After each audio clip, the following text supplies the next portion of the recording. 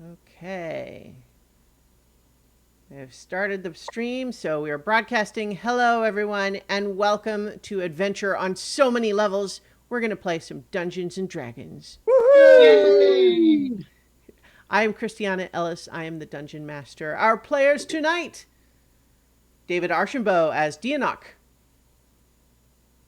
That's a big tree, and this place stinks. Hmm. Jason Banks as Exel. I hope this doesn't get stuck in my fur. Nobilis as Kenthan. Why is it getting overloaded? Uh, Room for nothing else? and last but not least, Paul Weimer as Xenophon. With a long trip across grand bridges walked and all right, with the Bacchanal we will meet, try to talk, or fight.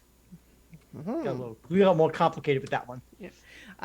Alas, we are down one player tonight. Lee is as Flounce is not able to join us tonight, but Flounce will be hanging out with the party nonetheless.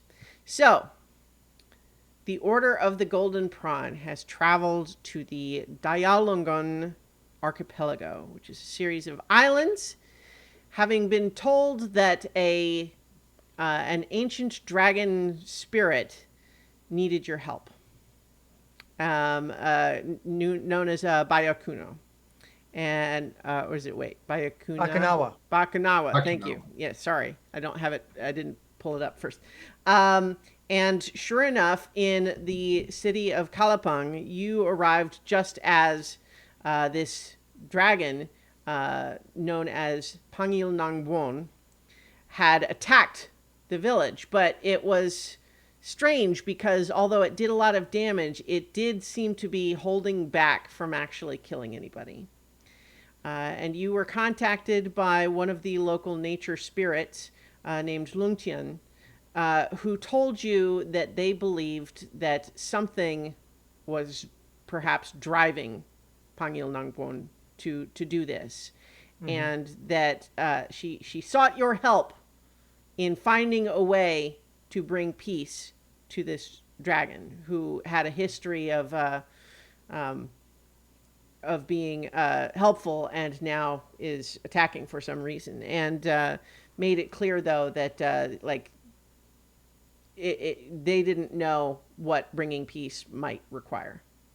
And you made your way across one of the enormous sky bridges that connect these islands, floating magical bridges built long ago by other I don't have Baccanawa, thank you. And you met up with Paolo and his crew, which are a series of monster hunters, essentially, that are determined to hunt down and kill Pangil Nangbon.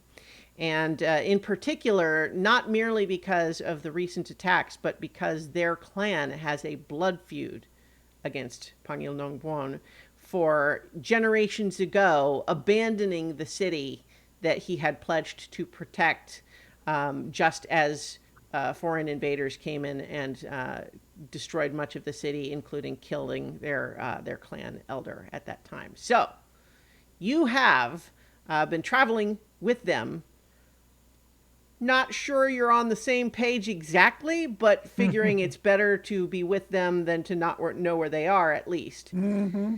And so you have reached the end of the Flames Everlasting Skybridge, which brought you to the island of Lambaclua, which has towering above it an enormous tree, thousands of feet high, named Batalang Puno. This tree looks dead, burned. And this is reputed to be the place that your quarry has traveled. This used to be an occupied island, and recently there's been people trying to reclaim it, but they're dealing with a lot of problems such as hostile swamps and unquiet dead. And sure enough, as you arrived, you fought off some wraiths that looked like burned people.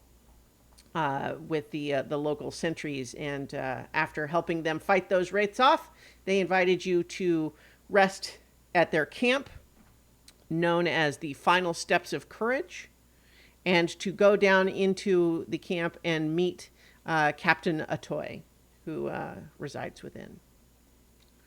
And so, as you as you are, as we begin our story, the sky bridge descends onto a sizable island overgrown with tangled swamp vegetation and covered in a haze tasting of ash.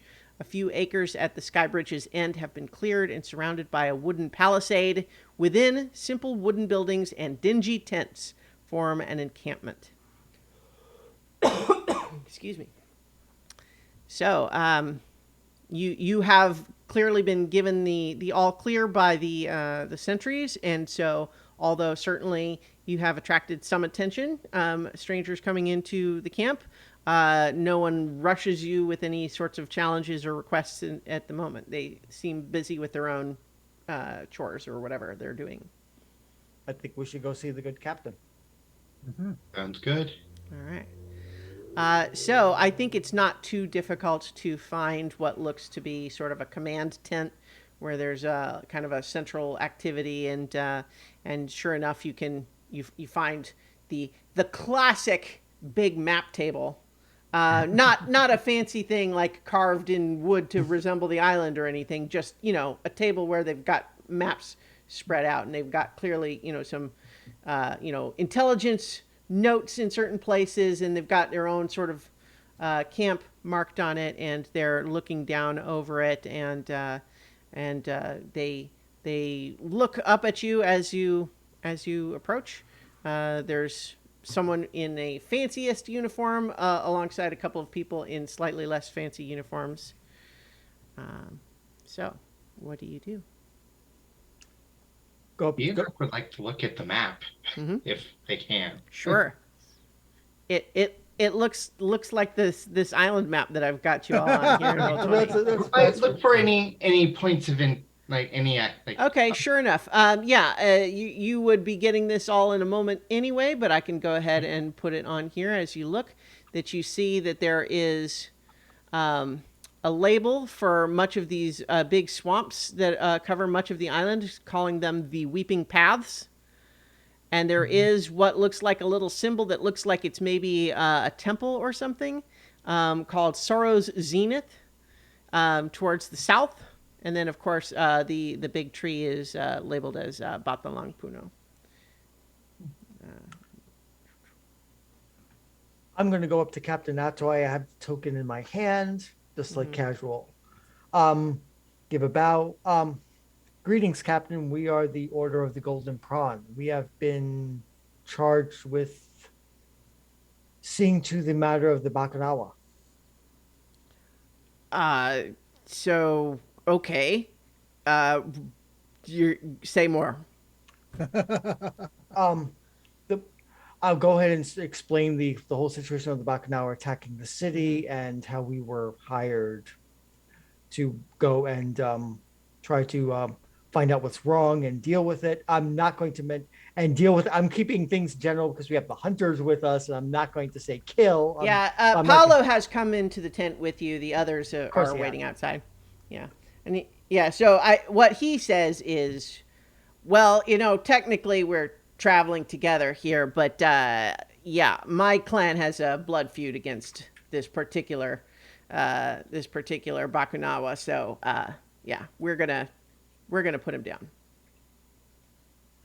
And Captain Otoy says, well, that is a substantial undertaking that you're talking about, kind of glancing back and forth between Paulo and the rest of you, just because he's sensing a little bit of disconnect there. He says, so I can't give you anything definite, but what I can tell you is that we have spotted some flashes of blue lightning over the last couple of weeks over by the Batalang Puno, the great big tree there, and supposedly that is, historically supposed to be the lair of Pangil Nongguan, but I can't confirm that for you.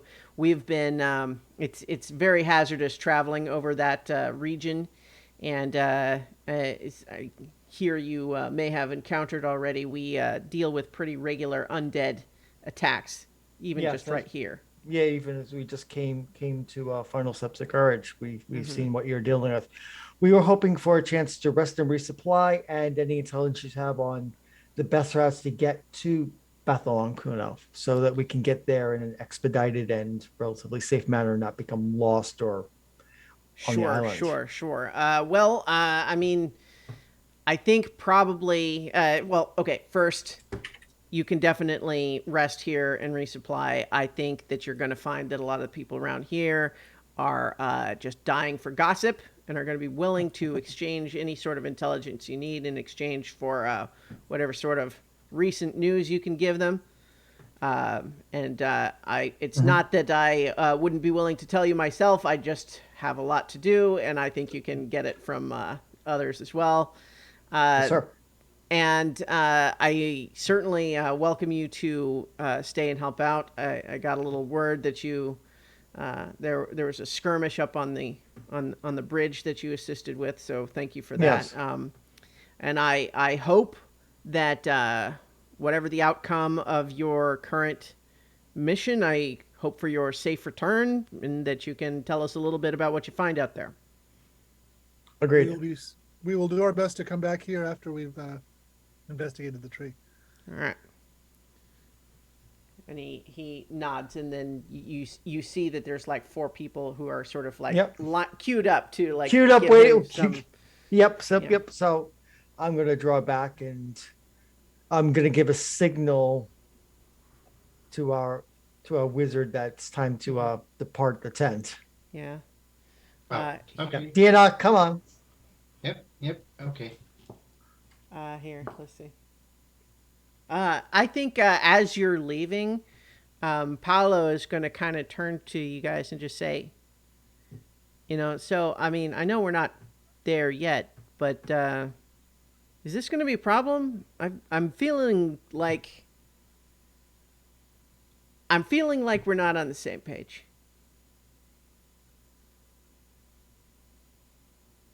We may be on allied pages in the same book. Our methods may not be entirely Okay. aligned with yours, at least as a first approximation of our intent. Imagine that your feud with the dragon was instead with a neighbor, uh, someone who lived a half mile away and promised to come back, come and help you anytime you blew the horn and said you were in trouble. And you blew the horn and said you were in trouble, and he didn't come. And you went by his house later, and he's not there. Something happened. You don't know what it is. And you said, "Damn it, you promised." And you swear a blood feud, and then you find out sometime later that he was kidnapped, and that's the reason he wasn't able to come and help you. Would you still hold him responsible for not having come when you blew the horn? No, you wouldn't. Uh, So it's been a long time that he could have apparently come and said something. And in the meantime, when he does show up again, he's attacking the city. you're absolutely right. He's got a great deal to answer for, but I think giving him the opportunity to answer for it is something we should do. That's what we're saying. What we're saying is we want to find out everything that's going on before we take Mhm. action. That's the Uh, only difference. make a persuasion check. Yes. I'm actually pretty good at those. 18. 18. Believe it or not, that is exactly what you needed. Well Um, done. Uh, he kind of sits back on that and says,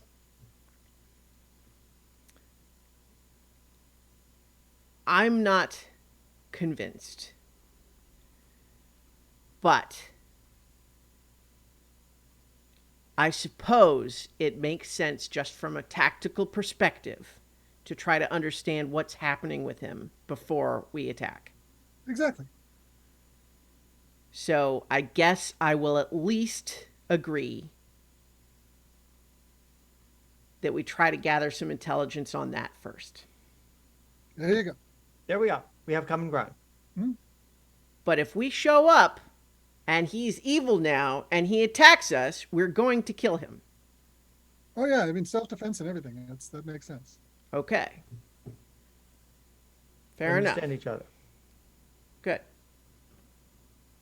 Okay. So in the meantime, though, it turns out, yeah, that this you've been given the they gave you a token, I think. Yep. And you find that you check in at the quartermaster, and they tell you, yeah, you can get meals at the mess tent over there. We don't exactly have high class accommodations for you, but we have a couple of tents that can at least get you out of the wind and so on, the haze a little bit. We've got some a little bit of a floor for you, get you off the ground. But that's about all we've got for you right now. Anything else you need? That's enough for me for now. Yeah. That's all I need. How are folks feeling about how much rest they want? I mean, I'm in pretty good shape.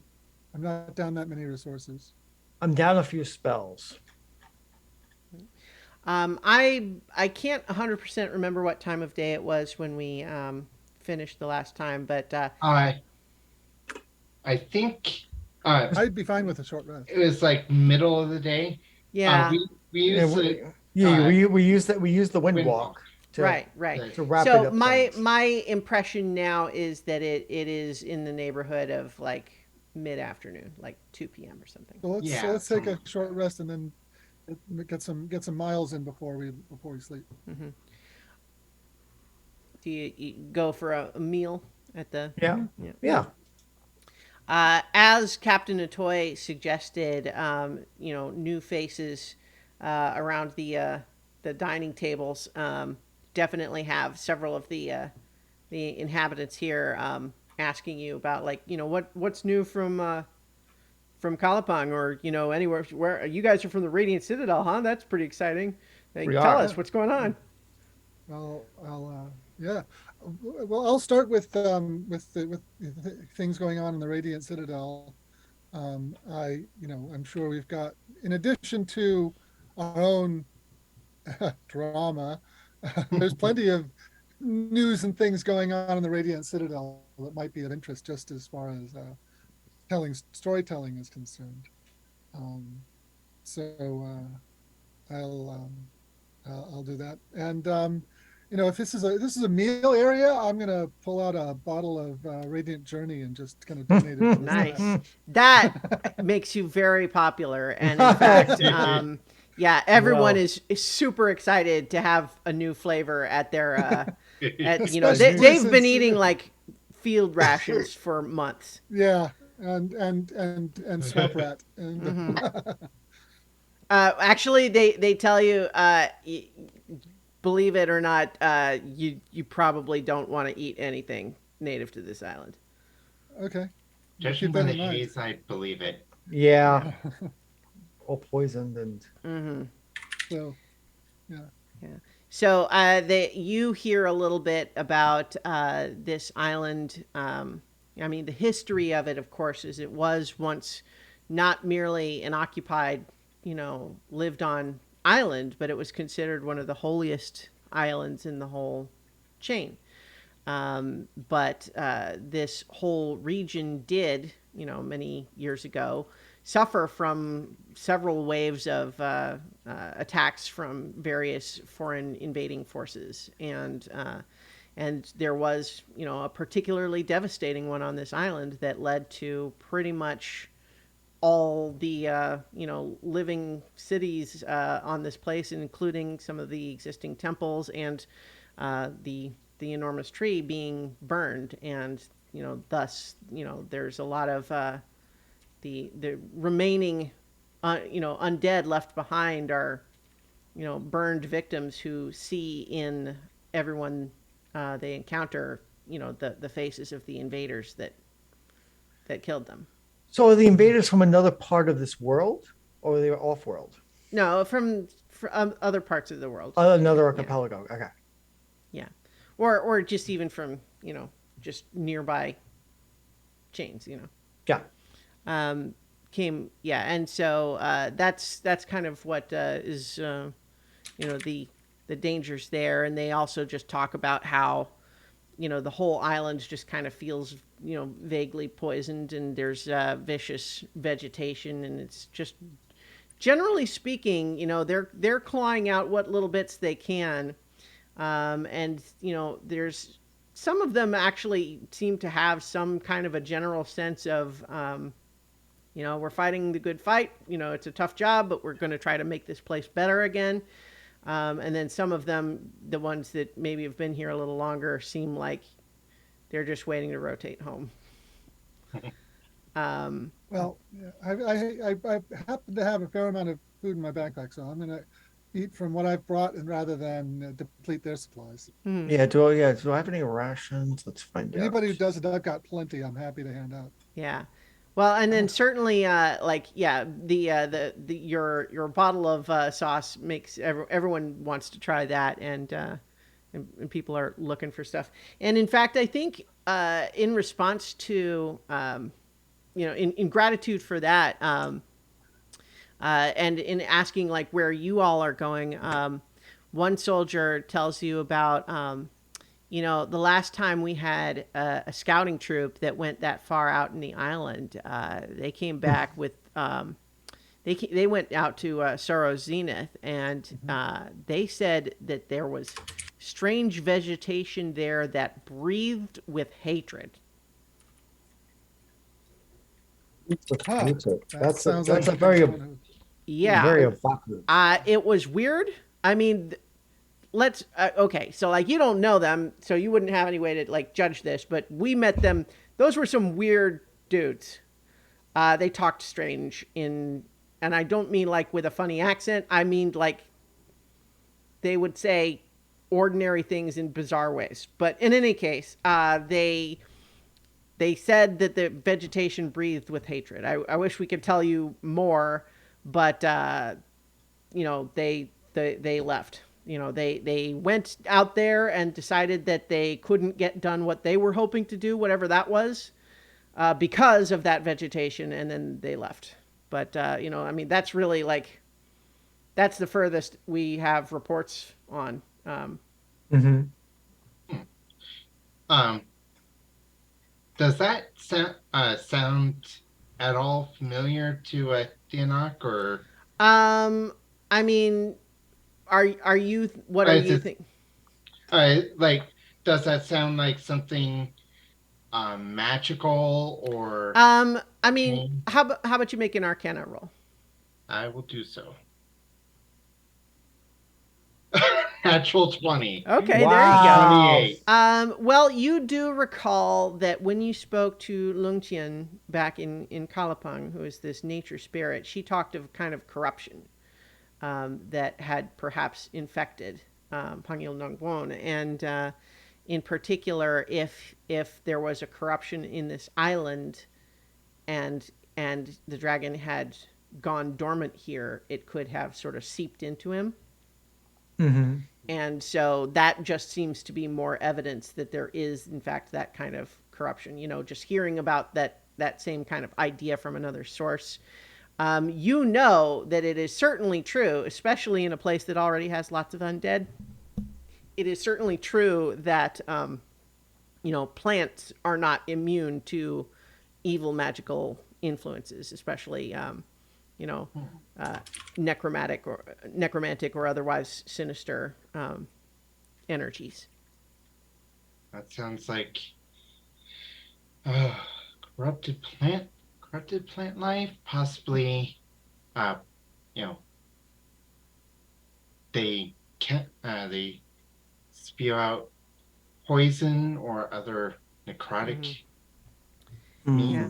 In fact, I think with your natural 20, it occurs to you that in some respects, the very nature of this island being so sort of unpleasant in its current, ecosystem probably does suggest some sort of a broader influence there in the sense that um, like the ecosystem's been turned against itself. You know what I mean? Like instead of a tree taking in carbon dioxide and putting out oxygen that other creatures want to live and it all balances out, it could literally be sucking life force out of some things and then concentrating it in some toxic, corrupted way. Huh. Yeah, definitely don't want to spend too much time out there if you know So we if want to it's move as with deeply dispatch. corrupted Mm-hmm. as we think. Okay. The Sorrow Zenith. Um, that uh is that some a name that came about after the you know Yeah, it's so that previous is what they master? call it here. It's not a historical name. Okay. It used to be one of the big temples on the island, Hmm. but it's a ruin now. Okay. Why do you call it that? Well, I mean, it's kind of all of a theme, right? Like call the swamps the weeping paths because they're kind of squishy, but also just like sad and depressing. And then when you are crossing a sad and depressing swamp and you look up at what was once supposed to be this temple beacon of hope and it's a gross ruin covered with awful yucky vines. The I don't meaning know. of the Someone was sorrow. someone felt kind of inclined towards poetry because you got to do something. Yeah, yeah, that makes sense. Mm-hmm. Okay. Well, definitely, yeah, definitely some stuff to keep an eye out for. Yes. So I'm gonna share stories of the Radiant Citadel and ask if there's information on routes through this swamp towards the Great Tree that are known. So they don't really have like any paths or roads or trails or anything because literally like they don't go out that far. Like Okay. occasionally scouts will try it, but generally speaking, it's not not something they do. But what they do tell you is that traveling through the swamp Yeah. is kind of slow going. It's overgrown hills beyond the swamps. None of it is particularly fun or quick to travel through, but they estimate that at a normal pace, it'll take you probably a whole day if you go straight to Batalang Puno. Hmm. Whereas it would be like half a day to Sorrow's Zenith.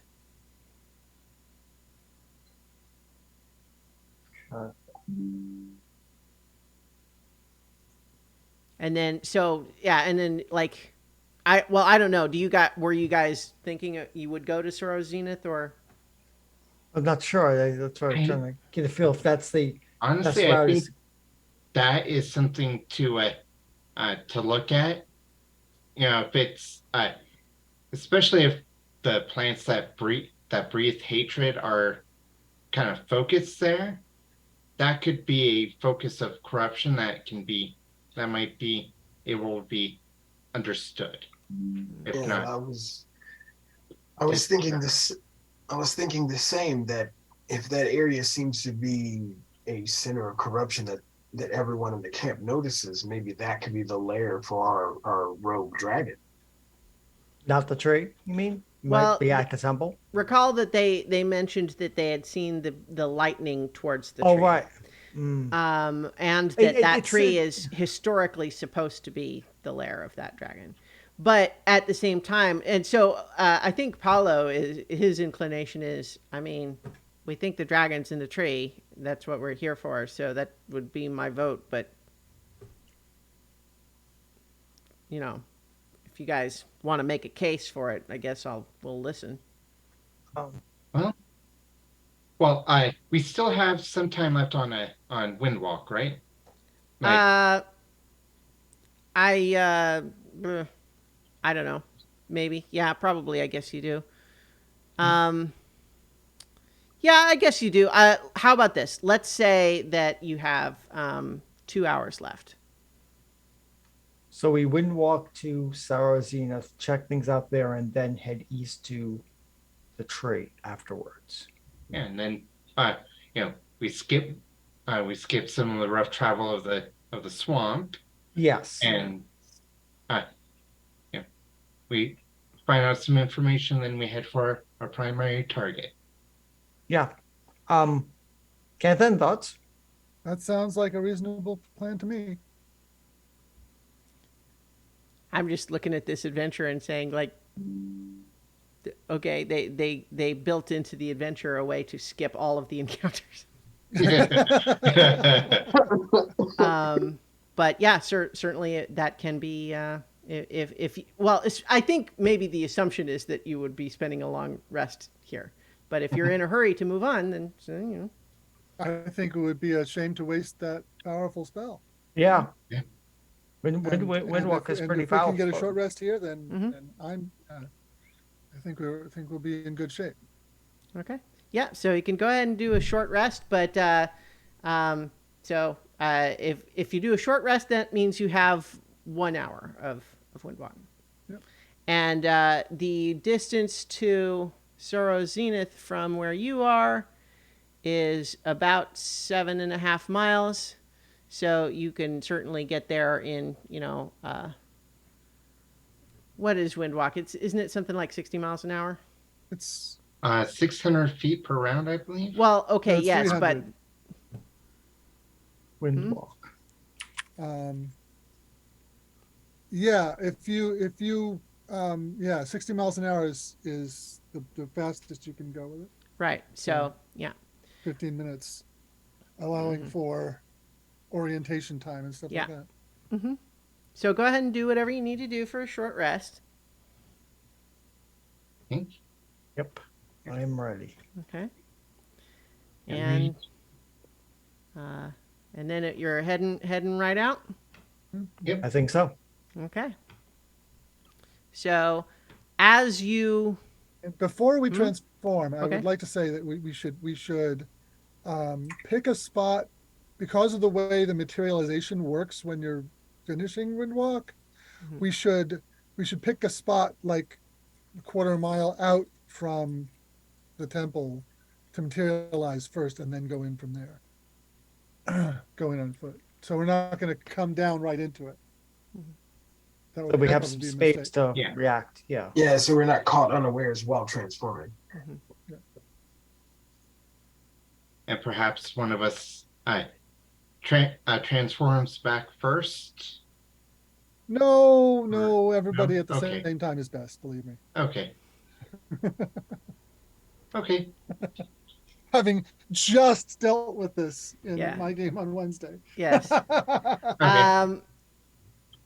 So, all right then. I guess you go ahead and you make your way across the swamps. You're traveling pretty quickly. How high off the ground are you going? How high is the mist or the haze, I mean, it's. Posted or is now. it like kind of all? I mean, I- it's. What do you want the answer to be? I mean, think like, we should go where there's some visibility, so above Sure. the mists and miasma and trees and whatever vegetation there is, but not so high that we're going to attract a lot of attention. We're going to be able to see the temple from a fairly long way off. So I think 30, 40, 50 feet, something like that would be appropriate. Yeah. Like how tall are the trees? Well, yeah. I Well, mean, it's a swamp. It's like they're Yeah. not tall. Yeah, so I guess just maybe just above the canopy of trees. Yeah. That's what I was asking. Yes. It's like, yeah, but not so high that we're like screaming yeah. targets, but like We almost also, like I mean, the like higher when, we go, the more we can navigate better. So yeah. I So was going to say, definitely want the canopy below our feet, Mhm. but we don't want to be so high as to really attract attention from a dragon Mhm. or anything else flying that we've run into, Yeah. Yeah. like wyverns and whatnot. So yeah, so above the tree, above the canopy. Okay.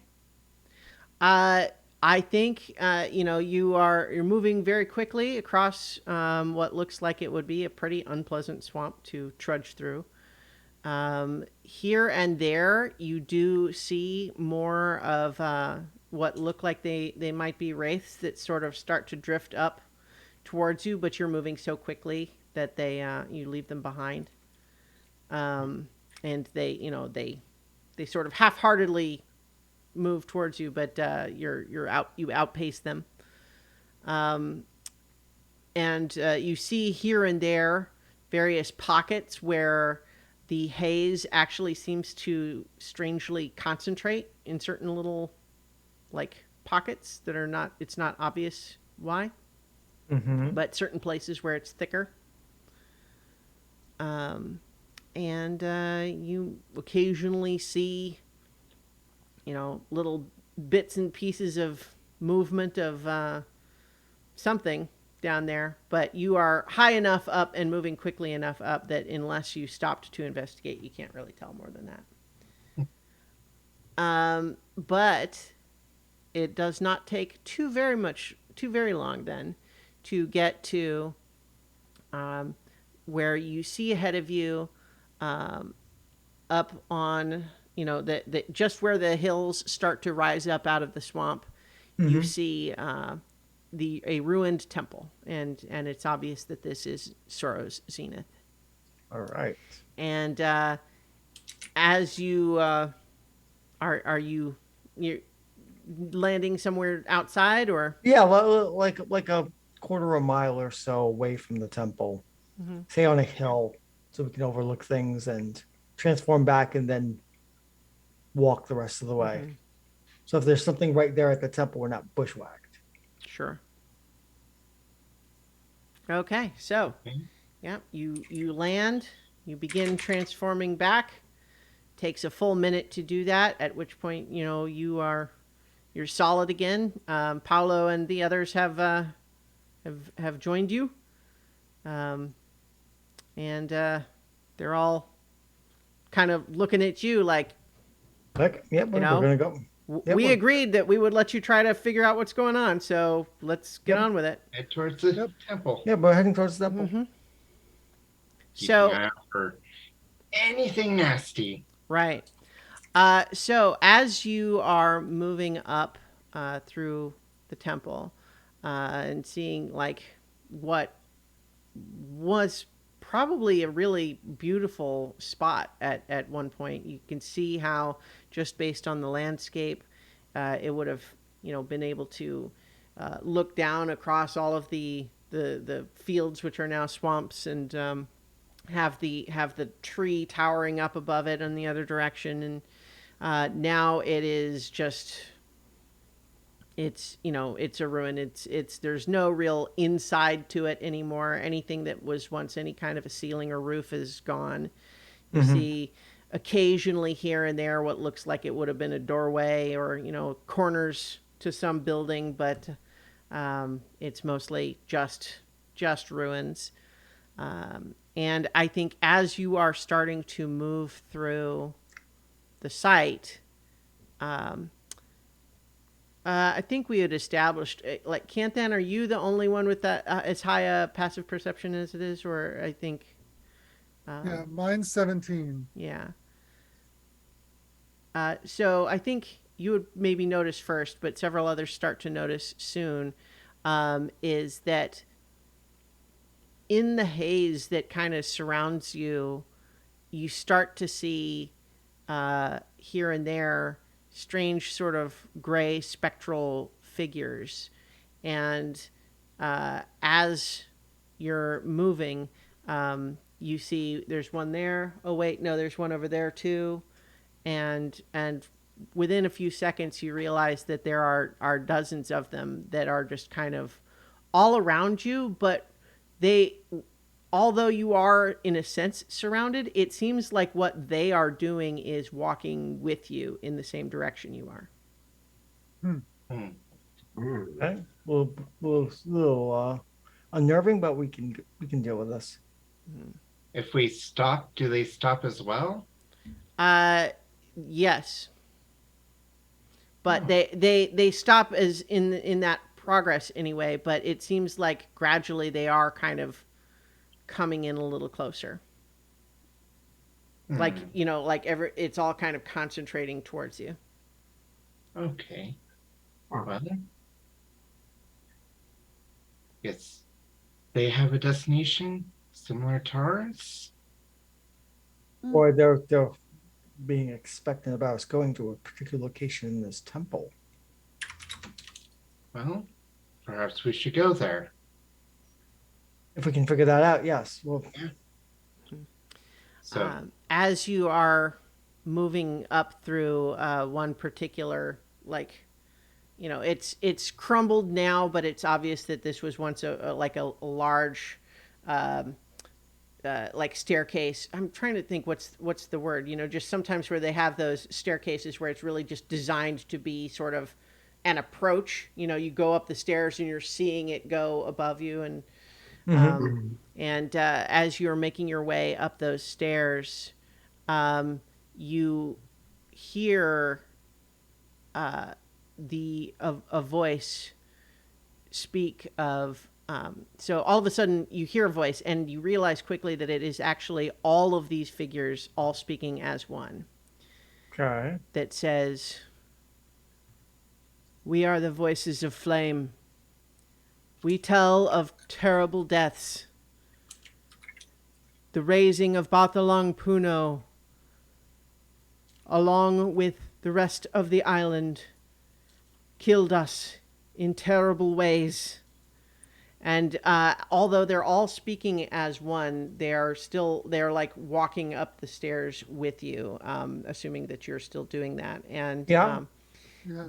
and you, every so often, one of them will sort of, you'll find almost subconsciously, you find yourself looking towards one or another, and just for a moment, one of them will become a little bit more distinct and a little bit more like specific, instead of just being sort of a gray spectral humanoid figure. Have a little bit more details, and it will be a woman who says, "I burned alive in my home while the invaders held my door closed." And then there's an old man that says, "I was crushed by the falling limb of what was once the holiest tree." And then they begin telling all of these horrible tales, one by one. And then you realize, as you're nearing the top of these staircases, that the figures kind of all start to dissipate from around you and are now all standing in a group ahead of you where you're going. Mhm. And the voice from the haze asks, and asks, "Tell us, how did you die?"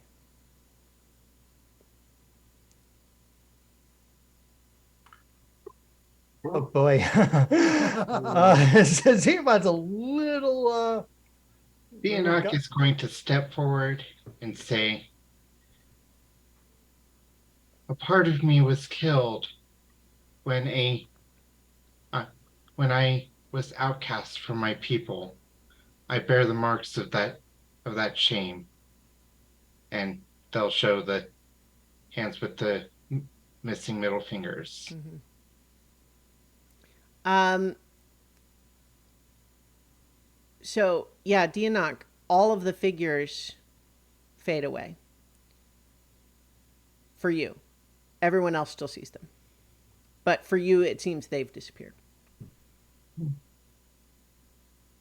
How I don't see them anymore. The rest of Good you do. for They're me. all no change. a part of a part of me died when I left the endless endless gray chaos that is limbo to seek a different road.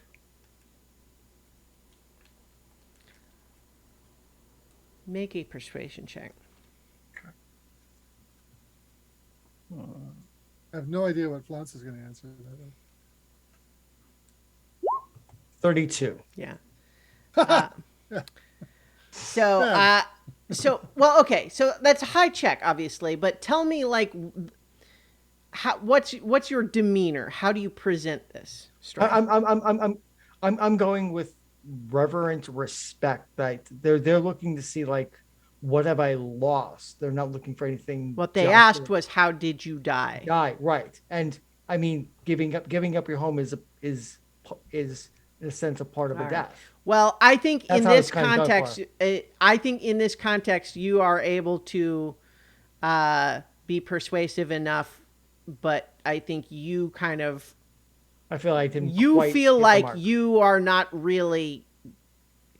Well, I guess what I'm saying is, to my mind, what you are describing does not match what they are asking for, but you are persuasive. So, But I'm persuasive. So I kind of cheated a bit. Got it.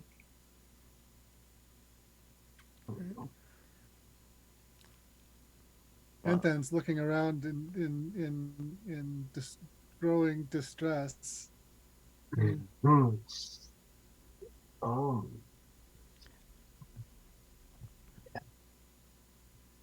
Exel will say, I died when I had to leave home to find where I belonged. And he kind of looks around at his compatriots. make a persuasion check. I'm pretty good at this. Make a persuasion check to these spectral figures that look like people who are burned alive and crushed and Oh, God. martyred. Okay, but you got another really is high it- check. Right. And then, so I think one of Paulo's Dragon Riders says, "Oh, okay, I get this. Yeah, I died when I passed my rites of manhood and I left childish things behind."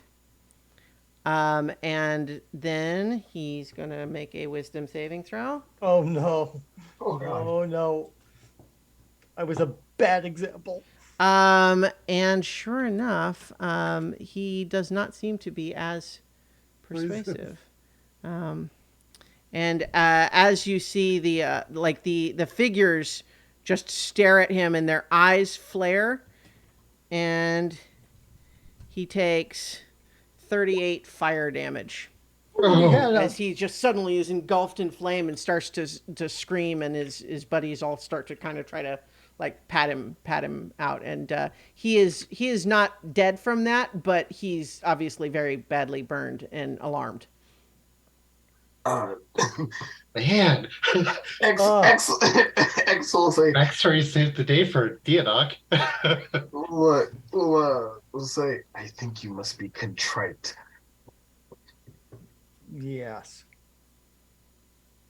Because as looking around at the figures who are like shifting between these gray humanoid shapes to these savagely burned individuals.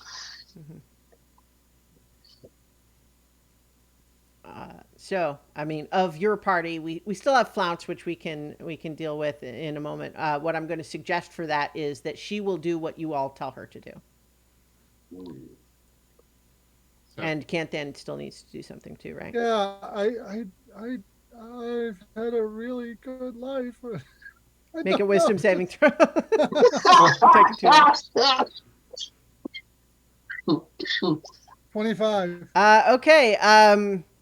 You see their eyes flare, but I think you sort of recognize for a split second there that this is sort of a ghostly sort of attack. That's almost kind of an illusion that, if you can kind of just resist believing it Yeah, enough. I kind of pull out a spirit cleaver and kind of hold it like a talisman in front of me, because my bonus Just a wisdom saving throw comes from my Yeah. samurai class. I think at this point, Paolo is looking at his burned buddy and then at the rest of you and just saying, this is your field trip, so I think we're just gonna hang back. Um, That is fine. yeah. That's So Flounce is looking at the rest of you and saying, I, what should I say? Okay, wait. Tell them. Axel goes. Tell them you died in a fire. I died in a fire. And all of the spectral figures just nod, and then they fade away. well done. Okay. That worked. Okay. Like I I I was guessing. I That am was a so good guess. I'm so surprised that that Deodox just like whole deal just kind of gave them a free gave them Yeah, a, you had it the Like- easiest. You suffered real loss. Congratulations. Your pain gets you through this test. Right, and then we started talking about like non-physical stuff, and it Well, wasn't. and yeah. for that matter, things that are more just representative of change and not actually a sad story. Right. That's the ones that had to make a persuasion check. Is if your story is debatably not actually a sad one. No, yes, certainly not. But in any case, Paolo and the other dragon hunters are hanging back. They're bandaging their friend. I think we continue. Yeah. And so the rest of you make your way up into what looks like it was once kind of the sanctuary of this temple, even though, of course, there's no remaining ceiling to it at all. But there is at the center of it an ancient statue of a Bakunawa is cracked with age and covered with unusual vines. Amid a cluster of tangled roots, a blister-like growth heaves like a breathing thing and glows with a sickly light. And there is a handout of that. If I can find it. Why is it not on this?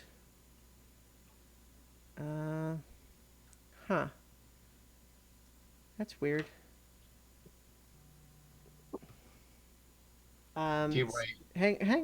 Just give me a second. Because there's definitely artwork of this, and I'm not. It's not where I thought it was. Weird. Oh, okay, there it is. Yeah, sorry.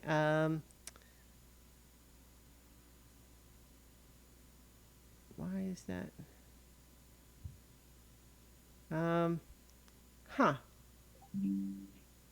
There's definitely artwork, and I'm just not like I'm trying to see what the handout is called. Let's see. Player art handouts.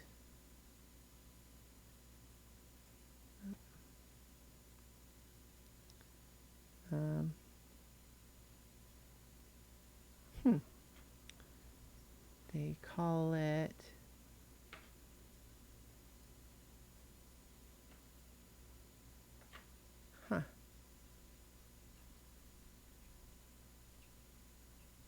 Yeah, I'm surprised because there's definitely artwork in the like the description, but it doesn't call it a handout.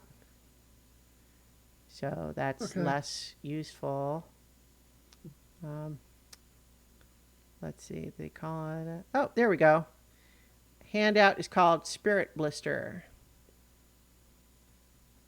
And you should all have that now. Like a blister in the sun. Yeah. Yeah. Yeah. So as you're looking up at this big statue, and that statue's like 15 feet tall, including the base. Okay.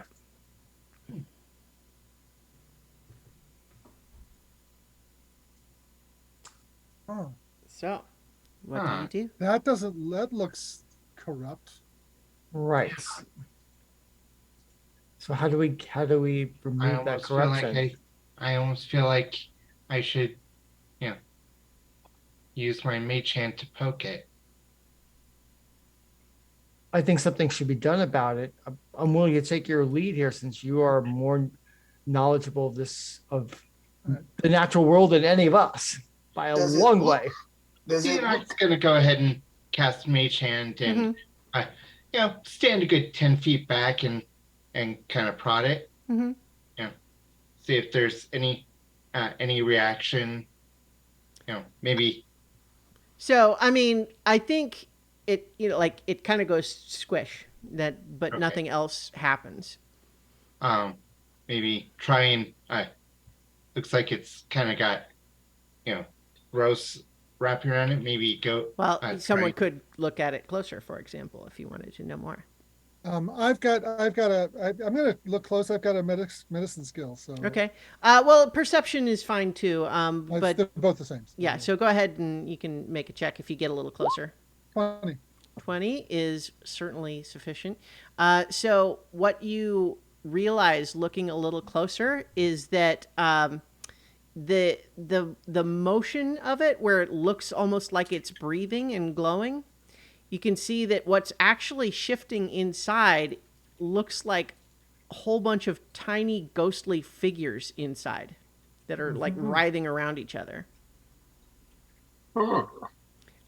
Certainly, as you're looking closer, Dianok, this is certainly very much along the lines of what you kind of guessed at, in the sense that it seems like somehow these vines are drawing spiritual energy from the land and then like concentrating it in the blister, where it's like it's doing something unnatural to it. So I think we perhaps. should try and clear away these vines. It's Yeah. I'm gonna have my mage hand take my short sword up and just start kind of trying to cut through the vines because it's out of my reach normally. Sure. I think that you find that you can cut through a little bit of vines here and there, but there's a lot of them, and you do see them sort of like trying to regrow as you get through them. So like it's not that it can't be done; it's that like you're going to need to be a little bit more aggressive. This is not something where you All can right. just kind of slowly. How about some fire? Yeah. How do you Yeah, I feel? was, How I do you was feel about that? Okay. Yeah, Well.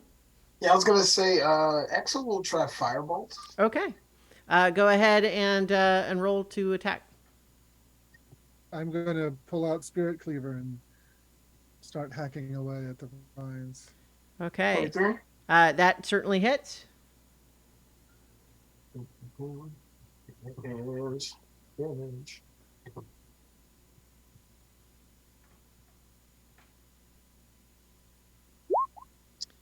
Okay. 12 points.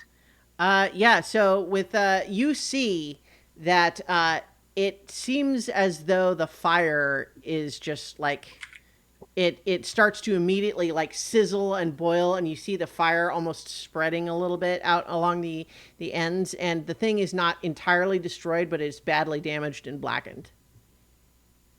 Perhaps I could. Oh, did you Fire? attacked with your With Spirit Cleaver, yeah, with yeah. the halberd. Yeah, a 15. It kind of, you chopped up some of the like, you missed the actual blister, but you got some of the like the vines, but then those just kind of regrow. Okay. Would a fireball be overkill? Do you think? I mean, you tell me. I'm it asking looks the rest most- of the group. Mentions fireball and Yeah. I'm gonna try Sacred Flame on it. I think just for context, the fire bolt damaged it badly. So, Yeah. Yeah. but you're doing Sacred Flame. Yeah. that Okay. worked. Yeah. So it's stationary. Obviously, no dexterity throw. So go ahead and roll damage. 7 radiant damage. Yeah, so it just goes up like dry grass in the summer, and You see the radiant flame just flicker out and like burning up all of the vines around it as it goes. And as you see it sort of burst, you hear what sounds like a chorus of distant sighs. And then, shortly thereafter, a spectral figure appears, but rather than the wraith-like burn victim creature or the strange gray spectral figures you saw earlier, this one looks to be the spirit of a Ninuno, the sort of tree-like nature, like dryad-like spirits. Spectral still, translucent, not not physical in the way you met Lungtian, but clearly it is the spirit of a Ninuno. And she says, "Thank you for releasing me, for the bitter memories trapped within that blister forced me to forget my name and trapped me in the pain of the past." I hope you now can find some peace. May we know your name?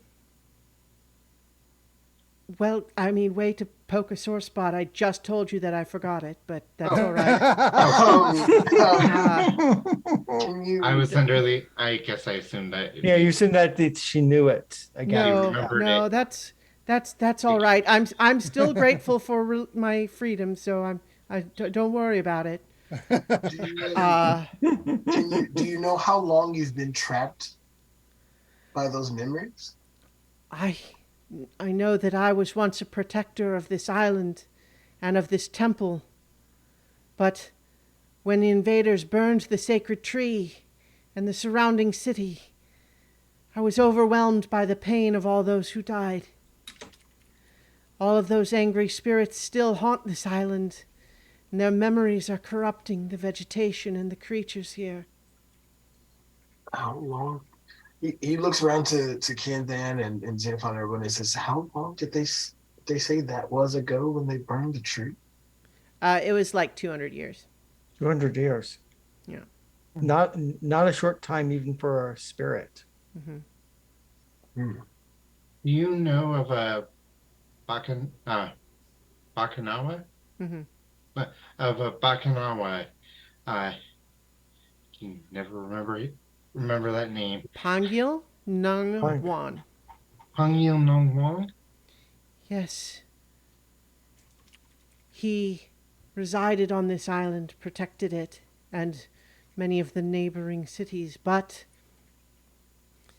I fear that the pain and the despair of all of those killed on this island, as they corrupted so much of the rest of the island, if Pangil Nongbuan went dormant on the island, it could have corrupted him too. You think that there's a way to remove the corruption while keeping him alive? I do not know for certain, but as this blister contained me and trapped so much else of what was once good in this island, I would urge you, if you see any more, to destroy them as you have this one. We shall. If there is any saving Pangil Nongbon, the corruption that has poisoned him will need to be dealt with first. They are vulnerable to flame as the cause that once caused the pain, but also to divine light. Very good.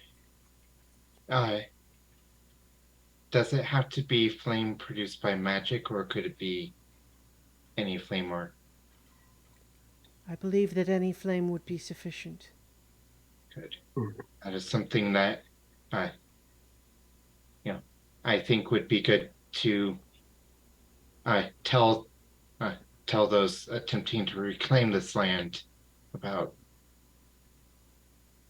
because I'm sure they would happily take that type of intelligence. I pray you success. But know that these blisters are a symptom of the ongoing pain on this island. They are not the cause. Well, relieving some pain is better than doing nothing. Indeed. And now I go on to another form. But I wish you luck. Thank you. And the spirit fades away.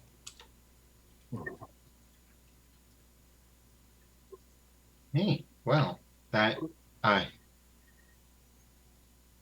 Was informative, and we did a Yeah. good act. Mhm. Exel's like, do you think the dragon is the source of this corruption, or maybe A victim. I 'Cause think that's the dragon feeling was I'm the getting. victim. That's yeah. I mean, that's Hmm. yeah. Do we know? Was it? Did Paolo say how long ago the blood feud? The events that caused the blood feud started? A couple of generations ago, wasn't it? Well, so you believe that the raising of this island is the event he was talking about. Oh, okay. Huh. Okay, that's.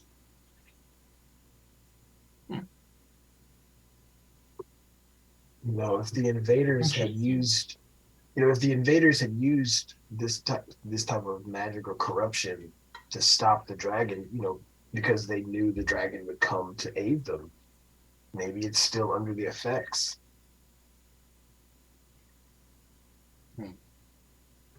Well, perhaps we should move on since it appears that this.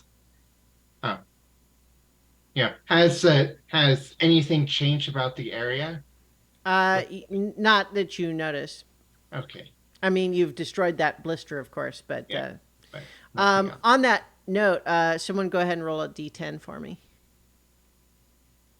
I'll do it. Okay. 5. Okay.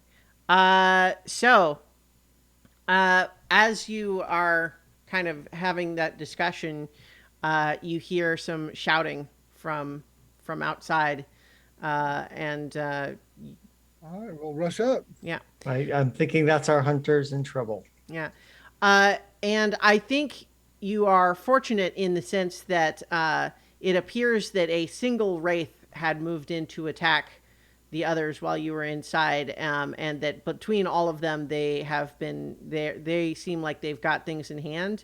But as you're looking down the stairs towards where they're fighting it, it's a little bit alarming, perhaps, that the wraith looks like Dianok, only burned. Holy Hannah!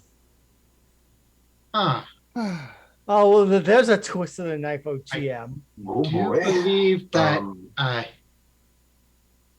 there will be a wraith of each of us here now? Because we said Just- we just- or at least or 4 of us. 4 of us. Given that Maybe we- not Canthan. Yeah, we said how we died. So they are able to fight off that particular wraith. Yeah.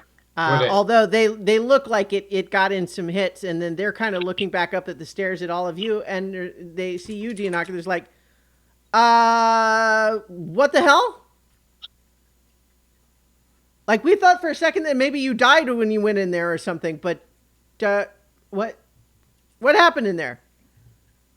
We got no explanation. Things are weird. Things are very weird. Well,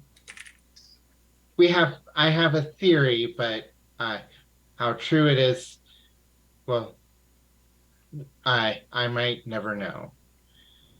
but needless to say, we think the assertions are correct that there's some sort of corruption here, something to do with the attack that raised this island. but we still don't know for certain. So we continue on. We continue east towards the So, tree. I mean, did we actually get anything out of coming here or what? Yes, yes, we removed a blister of corruption from this temple and freed a spirit name of spirit type. She The didn't know her dragon. name. You know the type spirit type. The Ninuno. The Beanie Nuno. So we did free that spirit from a trap of corruption. So they got something out of our being here.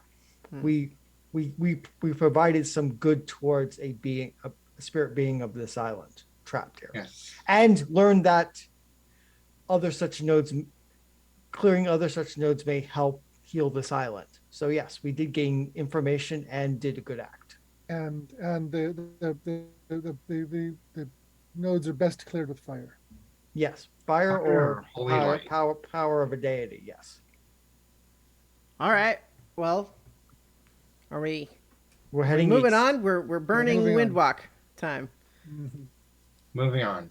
Well, actually, I'm thinking that perhaps what we want to do is go on foot so that we can perhaps clear some of those nodes of corruption. But uh, I will defer. Yeah, to I, the crowd. I thought the windwalk was just about out at this point. No, we've got a lot left because it only took us 15 minutes to get here. Well, but you also spent some time We also in spent in that this time. place, but yeah, you certainly have enough time to get to the Bathalong Puno if Maybe, you maybe, don't. yeah. Yeah.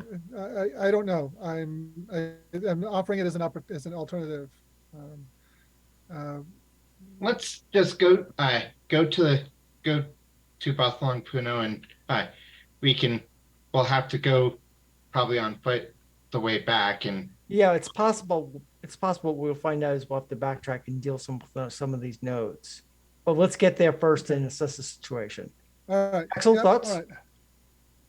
And once again, when we get there, why don't we take an orbit around to look it over, and then And then drop um, out. and then drop. All right. Drop out of warp. Yes. All right.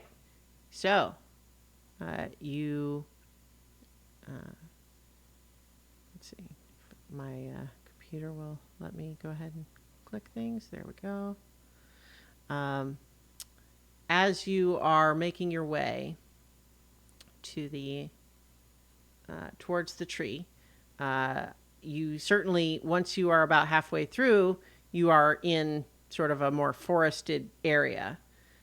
So it's not nearly so easy to see what you're flying over, because it's not as easy to zip through in between all the trees. But if you're flying overhead, you can't necessarily see what's on the ground. So how are you handling that? Well, we first want to go around the tree and look at the tree itself. Okay, so you're flying up above all of the other regular sized trees. Yeah. Right. Okay. And then once that's done, come back down on the western side, um, Okay. kind of back from the trees canopy, from the big trees canopy, but not too far away. Okay. So there's a few things that you see as you're flying all around at that high level. First of all, this tree is so big that you sense that if you were walking around it on foot, it would probably take you an hour to go all the way around. That's how big the tree is. Wow. But what you also see as you get close is, although it's very overgrown now, it's obvious that there was once a great city spread around the base of the tree, that is now ruins and overgrown. And in fact, there's even the remnants of a destroyed sky bridge that used to go off to the northeast from there. But it has mostly fallen into the sea, and you see only the remnants of what was right there on the coast. And so you are, flying around it. The tree, as previously established on that the Flames Everlasting Sky Bridge, this artwork I feel like was always the like the tree shown in that artwork vaguely looks to me like it's more alive than the text describes it, Mhm. but so you are flying up and around it there, and see that it is in fact, to the best that you can tell, it is dead. It's a dead burned tree. It's not, scarred but still growing. It's dead. And you don't really see anything in the branches. Um, there's not really any sign of any activity or really any sign of life as you're flying around it at a high level. Hmm. Okay. Well, then we'll come to the ground and have a look closer up. Okay.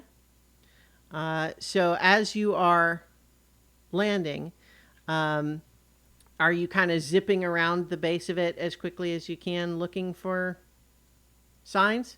Yeah. Um, okay, so someone make a survival check. I will do so. I think you make it at disadvantage unless you guys are really going slow enough that it would make sense that you're looking for tracks or whatever. Okay. Because if you're really going fast, then that's one thing. But it's the Yeah, balance of hard to see tracks at 60 miles an hour. yeah, It is. yeah. So, but at the same time, you also can't circumnavigate the entire tree more quickly. So,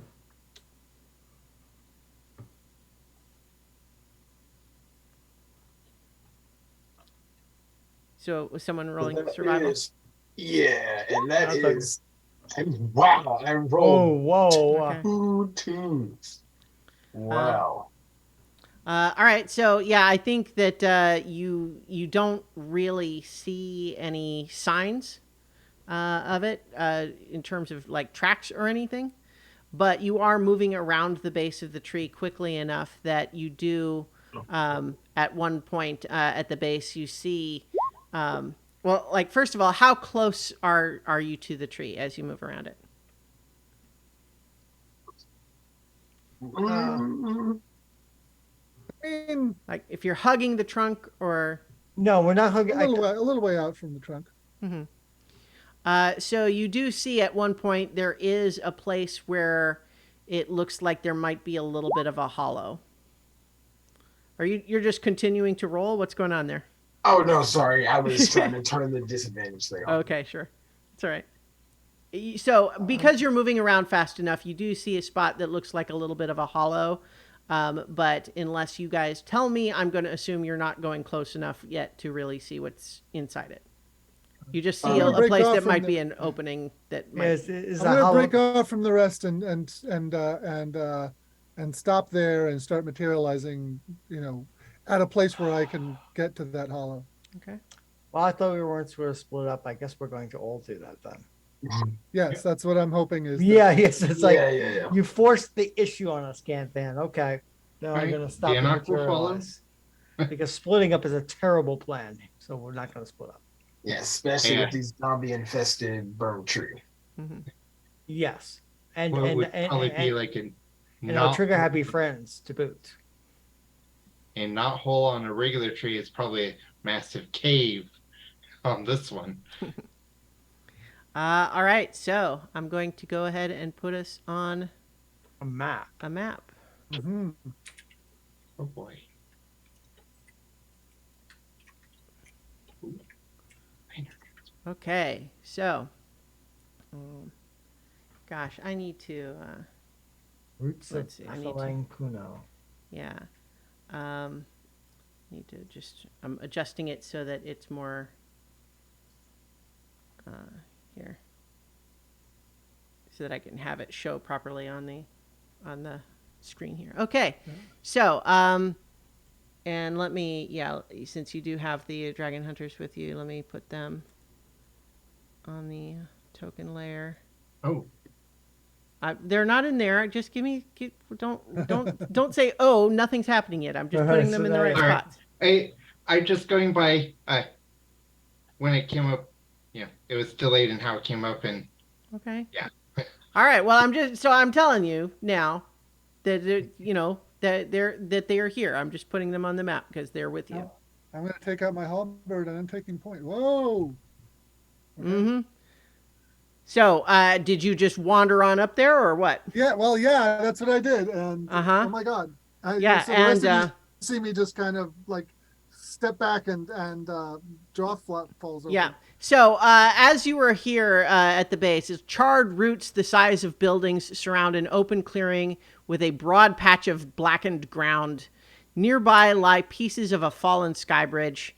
At the clearing's center, writhing vines with glowing green veins wrap around the massive form of Pangil Nongbuon. These vines emanate from 4 green blister-like growths entangled amid the great tree's roots. And because you just went dump on in,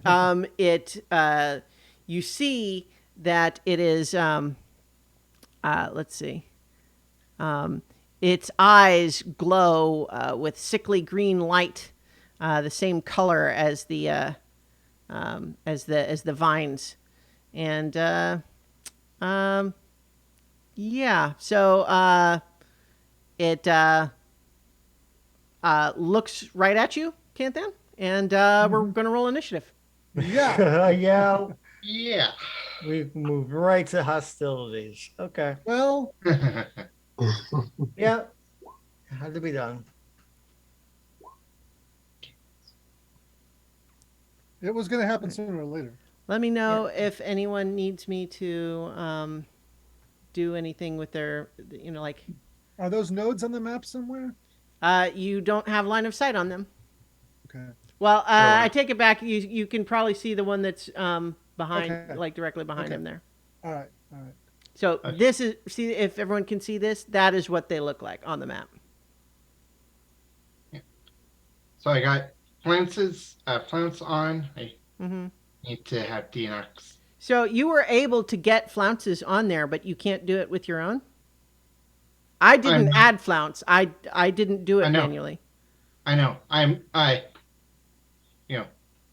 Mobile. Okay. Well, I was just surprised because you seemed to be able to do it for flounces, but not yours. And that's why I was Well, confused. Okay, so it's on there now. Okay. I think Canthan, your dex is higher than flounces, if I'm not mistaken, or is it? No, flounces is higher. Mine's only Okay. 12. All right. Well, we need it. We need to. What's your dex, Diana?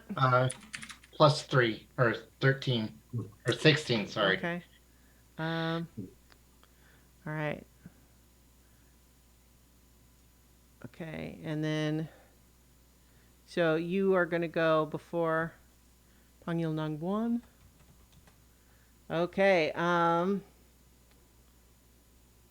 Axel, did you Yeah. just change yours or like? No, I had to roll it twice. Oh, 'cause I the see, first I one- see. The first Okay. one didn't show up. Okay, yeah. I see both of them on there, but it's fine. So we got it. Okay. So, Xenophon, you are up first. You saw Canthan go around the corner and stop suddenly with this startled expression, and then you hear a. I don't like the sound of that at all. Not at all. Xenophon being the squishiest character imaginable for a 10th level bard is going to try something a little different to start this out. He's going to cast greater invisibility on himself. Let's see if this thing can see him, maybe. All right. And maybe he can do stuff while invisible and help save his skin. So Right. that's what he's going to do. He's going to cast greater invisibility. Gonna move. And then I'm going to move up to where Canthan is. We'll find out quickly if the invisibility does nothing. Yeah, let's see. Hold on. I'm trying to adjust so that we can actually see enough of the map here. Mhm. There we go. Oh, I spy with my little eye something that looks like a node. Yeah. Okay, there we go. So, yeah, so you cast what? Greater invisibility? Is that what you said? Yep, yeah, that's what I did. Okay, so make a stealth check with advantage as you move in there. All right. All right. Let's see. We want this with advantage. Mm-hmm. All right. Why is this not giving me the little plus sign? There it goes. 16. Okay. You know that you are invisible, but as you are moving through, you sense the dragon. Like its eyes are searching, but it definitely sort of sniffs, and it seems aware that another creature has arrived. Okay. It'll have to do for the moment. Mm-hmm. All right, Exel. Oh. Okay. Exel's going to move on up here, and man,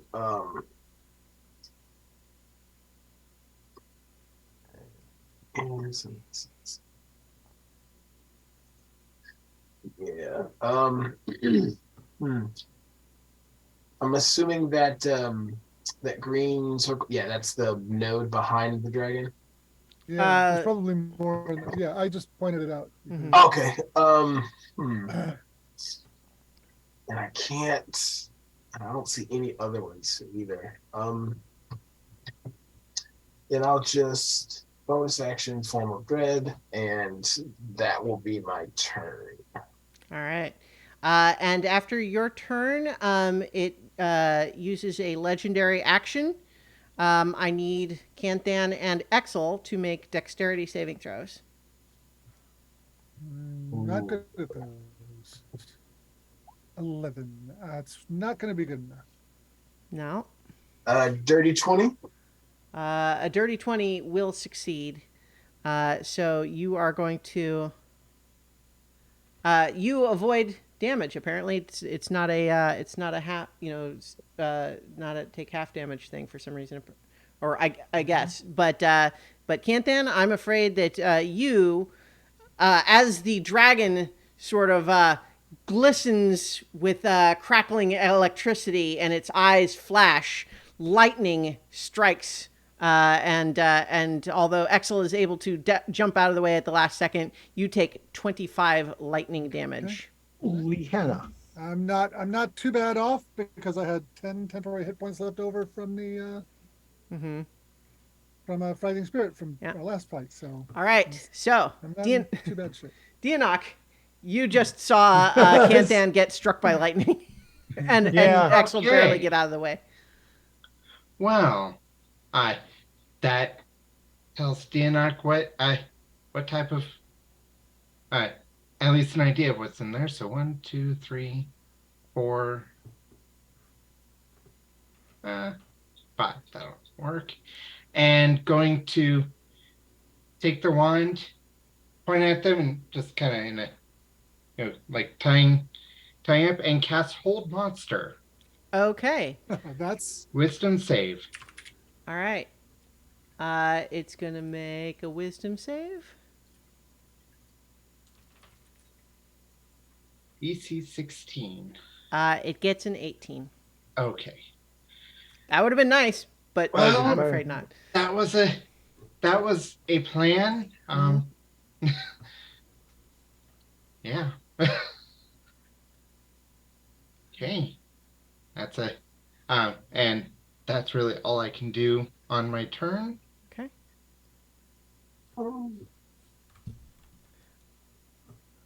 Okay.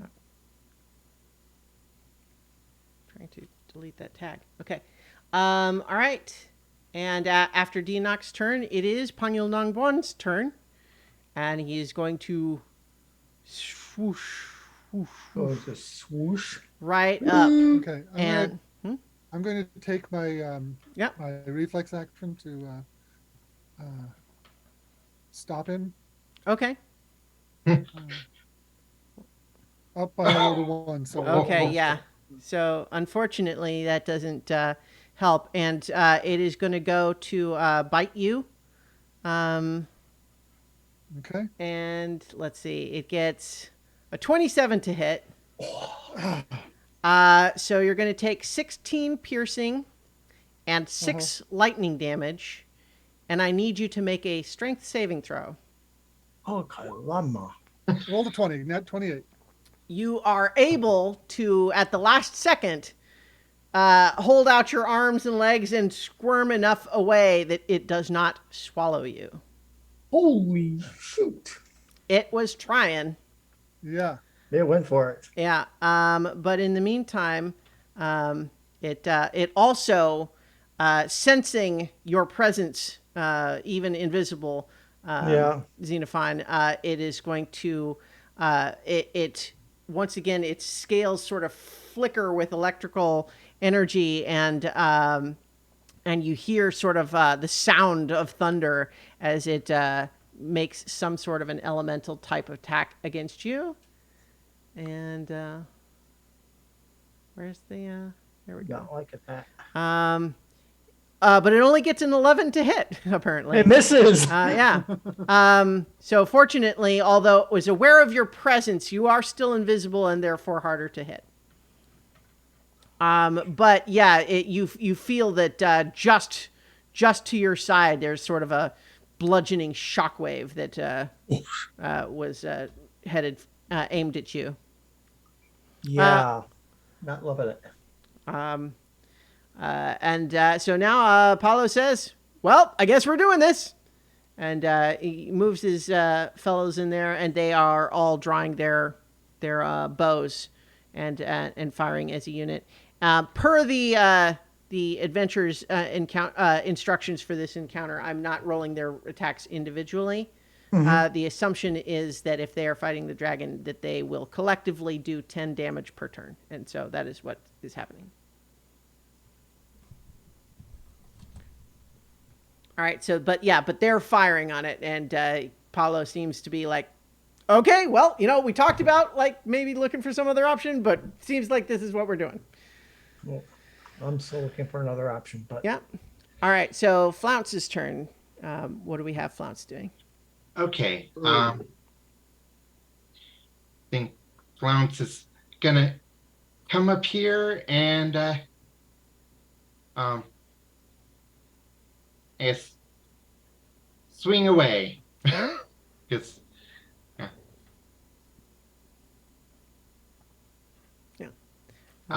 that's a So 13? 13. Yeah. Which actually the proficiency is that's only a level 1. So that would actually be a 15. Why?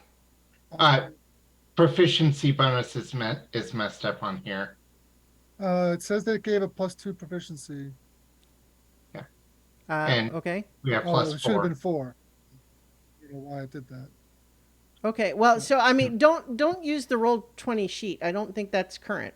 Yeah. All right, that's the sheet I have. Okay. Well, okay. So this is why we were asking this earlier. So the roll 20 sheet I don't believe is current, but from D&D Beyond, you can click the campaign and look at anybody else's sheet. Let's see. I can see, but I can't click through to the sheet. Okay. So All right. How about Jason? Can you grab Flounce's sheet? Yeah, I'm pulling it up now. I appreciate the effort, David, but we want to make sure we're using the updated sheet. Okay. But we can go with the dice roll. So it should be a 15. A 15 would hit. Okay. All right. For 9 slashing damage. All right. Yes. Okay. Now, Canthan. Okay. I'm going to shout, there's disease nodes inside there. We need to destroy them with fire. And I'm going to try and find some way to either push or dodge past this thing and get into the interior. Okay. It's big enough that I might be able to dodge between its coils or legs, or Yeah. it's- I don't. It seems to be kind of filling the. So there's no Right. standard mechanic for it. But if Yeah. you want to tell me how, like, it's controlling the space effectively. So tell Yeah. me how you would be trying to get by it. Okay. And Going we'll with make my a check for it. strengths. Mhm. Going with my strengths. I'm going to kind of get over to the wall. Whoop, I don't want to do that. I would go over to the wall and get between the wall and a coil and kind of just try and push it away from it, push a coil of it All right. away from the wall enough to be able to slip through. I will let you make a contested strength check. So you can roll athletics for it. 20. Good. Yeah. So it was not braced on that particular coil, and so you are able to shove that part of it enough that you can move past it. Okay. Maybe consider that difficult ground. So that was about 20 feet of movement there. That'll get me 30. And I'm gonna risk the opportunity attack and dash. Okay. Well, So it got a dirty 20 to hit. it hits, unfortunately. Yeah. So that's going to be another 13 piercing plus 6 lightning, and another strength saving throw. Oh crap! 19. Luckily, you are once again able to avoid it swallowing you as it chomps down on you, and you just struggle enough that it drops you without being able to swallow. Yeah. A moment with my halberd stuck in between its teeth. Yeah. Kind of a cliche moment there. Yes. And it spits me out, and I roll to the ground and land over there. All right. Xenophon, we're back up at the top of the initiative. Yes, we are. I'm going to listen to Canthan's advice, but I have my own way of doing this. I am going to cast Misty Step and move. Misty Step gets me 30 feet, correct? So Yep. we're going to go 5, 10, 15, 20, 25, 30 as a bonus action. I'll take a move action to here, and I'll cast Radiant. I'll cast Sacred Flame on that. Okay, go ahead and roll damage for it, because once again, it's it's a stationary spirit blister. 9 radiant damage. Okay, so you have once again, it is not entirely destroyed, but you see the way that the divine fire just sort of really scorches this thing and scars it, and it starts to bubble and writhe. And as it does, from behind you, you hear Pangil Nangguan just suddenly and like turn to look at you. It did not like that. Does not like that. No, at all. It does not. No. And so is that the end of your turn? Yeah, that's all. That's everything I can do. Okay. The I'm in pretty bad shape, by the way. If Yeah. I could hit one more time, I'm dead. Okay, the Bakunawa at that point is going to use a legendary action to move half its speed. So, like that's 15. Yeah, to zip right up to there. Oh God. But that's all it does on that legendary action. But it's definitely coming after you as a result of you attacking that thing. Yeah. Okay, Axel. All right, but we've given everybody else an opening. Yeah. Right. So, first off, I'm going to Eldritch Blast that thing. Which thing? What? Which thing? The dragon. Okay. And hopefully I can I hit. hope so you're trying to draw aggro rather than. I'm trying to get it away from you all. Because I don't like the way it turned around when you guys attacked its blister. Yeah. Canthan is hurt and I'm squishy. 27 Mm-hmm. and a 27 certainly hits. 23. Those will both hit. Nice. And then.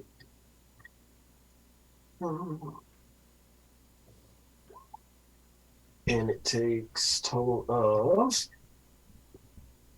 Come on. There we go. 13 points of damage, and I move it back 20 feet and reduce its movement. Okay. So, I mean, it can't move that far because it gets slammed into the roots, and it actually is going to make a dexterity saving throw, Xenophon. Oh God. 13. 13. I think you avoid getting knocked prone, but it basically like shoves you back out of the way there. And 2 wisdom saves. Okay. Well, first of all, I'm going to have it take 2d6 of bludgeoning damage from getting slammed into the roots like that. And then wisdom saves.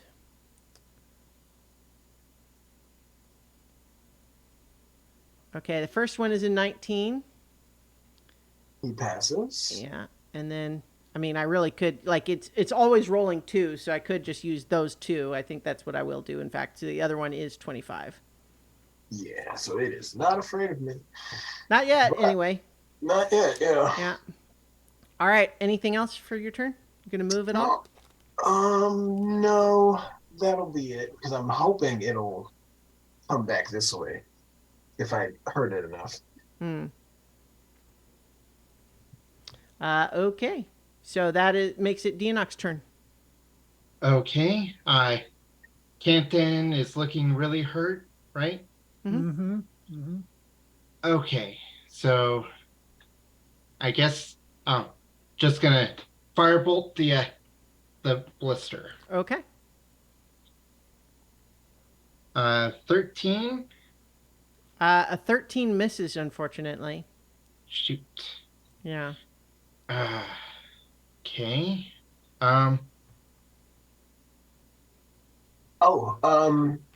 Could I use my reaction to silvery barbs? Or wait, does it only have 6? That would give me disadvantage. No. Oh, wait, no, it has to be a success. Never mind. Mm-hmm. And then they wind up using the lower rolls. I mean, theoretically, you could have used it for when it was making the wisdom saving throws against your thing, but you can't. Right. This was an attack roll for Deonok. Yeah. So, what I'm going to do is, as a bonus action, cast magic weapon on my short sword. Okay. Are you gonna move it all? And I get the right tool and go 1, 2, 3, 4, and go right there. All right. It is Pangil Nongguan's turn, and despite your best intentions, Exel, it seems entirely intent on attacking the person who damaged the blister. So Devard. yeah, it is. You are still invisible, right? Because you didn't take any damage. You're still invisible, so it's attacking with disadvantage.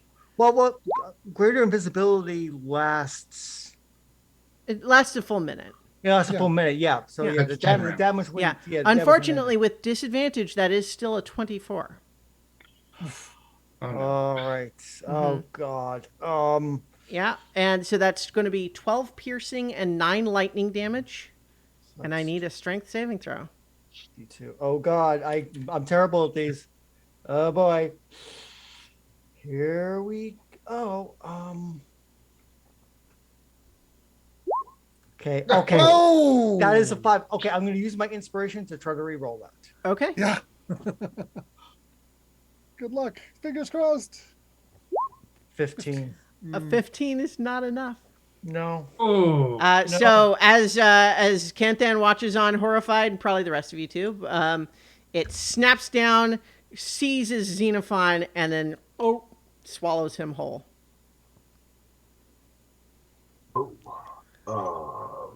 And then it's going to do its storm slam on you, Kanthan.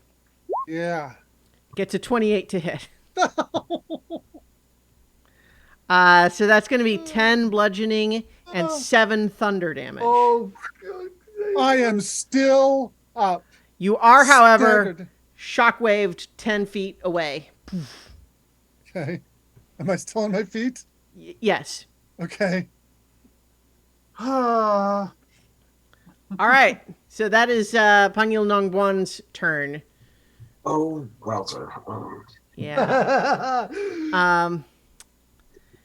Yeah, and so I think at this point it is the Dragon Hunter's turn, and they're gonna move in, like, they're moving in there, and they're continuing to attack. They're gonna do another 10 damage. All right, and now that would be Flounce's turn. Okay. I think you could probably you can all sort of decide what she might do, but Yeah. yeah. So do Her you rolls. think, seeing as we just saw our one healer get swallowed, Mhm. I was definitely thinking Big Bunny. I was definitely thinking Big Bunny, and the Moon Touch Longsword. Or the Yeah. globe. Or yeah. Or the yeah. Is there any way she can hit that blister Let's see. Well, with fire or something? Anything? DNR has fire. Like DNR has fiery plans. oh, Well, actually, you also, to be clear, you see vines of that color leading off in more than one direction. Yeah. actually, that's there's 4 blisters. I think was the number you said. Mm-hmm. yeah, actually, Flounce does actually. So let's see.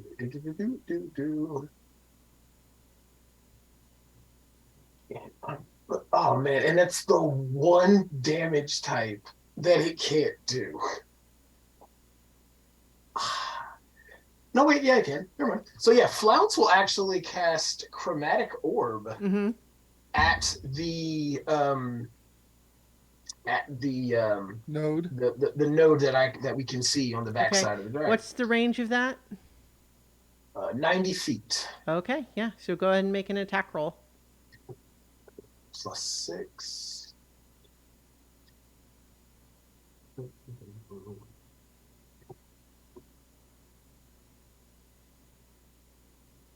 Oh my gosh. Okay, That's yeah. Unfortunately, a 10 isn't gonna hit. Oof. Yeah. Oh. Yeah. Well, All right. So, is she gonna move or anything else?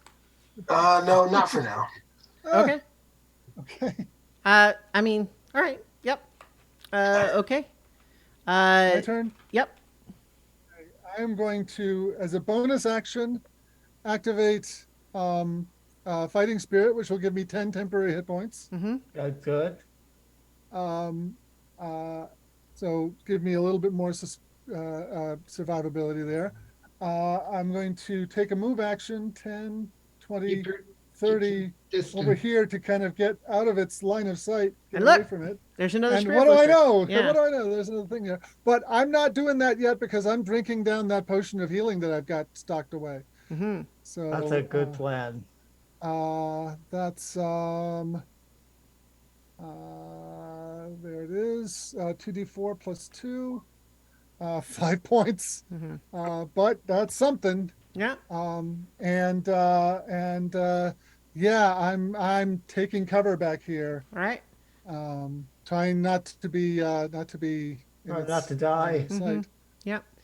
All right. So, Xenophon, Mm-hmm. you are currently blinded and restrained. You are not taking damage yet, but you suspect that there's you feel the sort of tingling preliminary sense that you're going to get zapped if you're here much longer, but you have your turn. All right. I'm blinded and restrained. Can't. All right. Here's the question: can I cast a spell? I mean, blinded and restrained don't prevent you from casting spells. Great. Attack Great. rolls are at disadvantage. No, I'm not going to go attack roll. I'm not I know. crazy. I'm just saying that's what restraint does. Okay, so I am going to. All right, where? All right, so the question is, where's the best place to drop me? Because, friends, I am going to dimension door out of this creature's stomach. The question is, where's the best place to? Because where's the best place to drop me, though? I mean, that's the question. Off You're to the east, I would say. What's that? I mean, okay, near me would be good because I'm almost dead. Yeah, any place I can visualize. I mean, I was here, so I saw the room. Yeah. I don't know. I could seen that spot there, but I couldn't see myself there away. All right, so I'm going to dimension door to this spot. Okay. Since this is a place I could seen and remembered. It has to be a place you can describe as staying. Yeah, place you can see, one you can visualize, and I think I can visualize that. So that's what so I'm dimensioning door out of this creature's stomach and right there. Okay. So, yeah, I mean, Bump out of the stomach. And are you still invisible? yeah. Yeah, yes, I am. What did you roll concentration for your no, the I damage you didn't. took from the bite? No, I didn't. I need Yeah. to roll concentration for that. Yeah. That's a good point. That's going to maybe be not. it would have been 21 so you need to roll better than 10 basically for your constitution saving throw. Yeah, here we are. No, I failed it. Okay, unfortunately So you are now visible, but you are not inside the dragon's gullet anymore. I'm not inside the sort of gullet at the moment. I can't cast another spell. Okay, so that is. I really can't do anything else at the moment. And I think the rest of you watching the dragon. I can move. Yeah, the rest of you watching the dragon see it suddenly go. and then and I'll move to here, and that will be my turn. All right, Exel's turn. Alrighty, I don't know where my friends are. Well, you saw me run around the corner. Right. Yeah, I think you probably didn't have line of sight to see Xenophon, but probably Flounce and Dianok did. Alright, so then I will cast Summon Shadow Spawn. All right. And so, and you see a bunch of tendrils of vines that look corrupted appear in front of the dragon in the center of the room.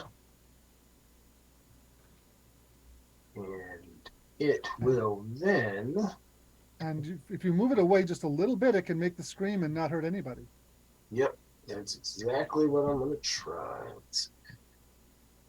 All right, so I've put the token on there. You should be able to move it. Yep. So I will move him here. And that actually here, that should put it 35 feet away. Yep. Yep, so they are out of range. And it will let loose its dreadful scream. Okay. And it's going to make a wisdom saving throw for that. Yep, DC 16.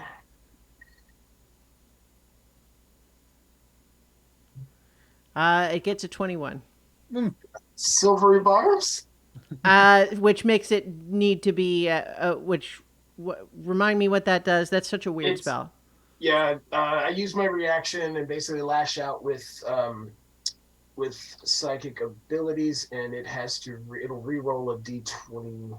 It needs to re-roll, that thing and take the And then lower you- roll. Okay. And then you give advantage to somebody else. Right. Okay. Yep. Well, so it always rolls 2 just automatically for advantage or disadvantage, and so the other roll was a 15. So it is afraid of my shadow spawn. Well, it would be, except that it uses a legendary resistance.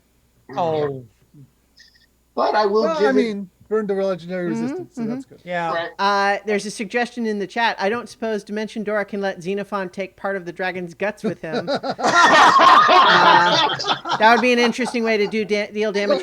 I think, unfortunately, you can't any more than you could grab part of his guts and then just walk away and tear it off with your hand, because you would basically need to like pull it with you through the portal, and I don't think you would be able to just pull it and pull it through. I can imagine, if you're inside and you carve off Yeah. a piece, that's a different. Yeah, That but spell would be Xenophon really sounds like broken kind if of it would far. let you do that. Yeah. Okay, but in any case, it was still very cool to get you out of the gullet. Yes. So that the shadow screams.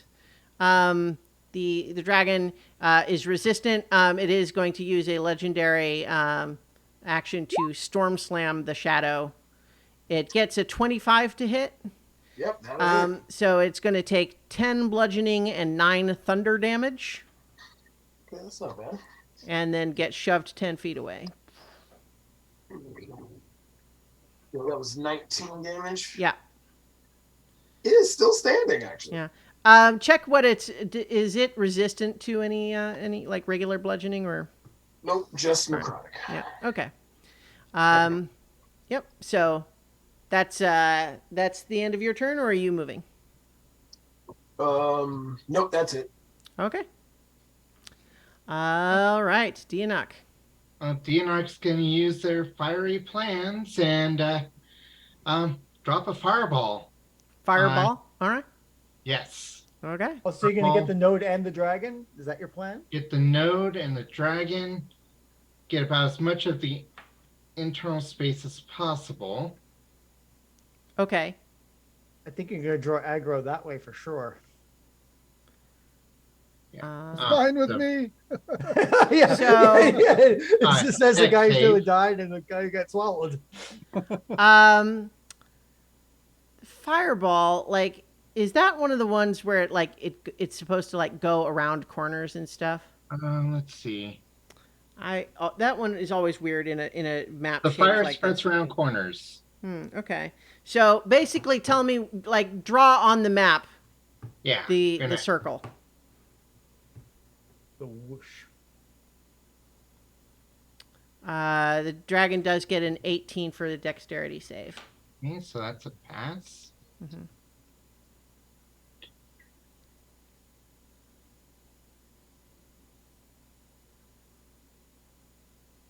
Oh.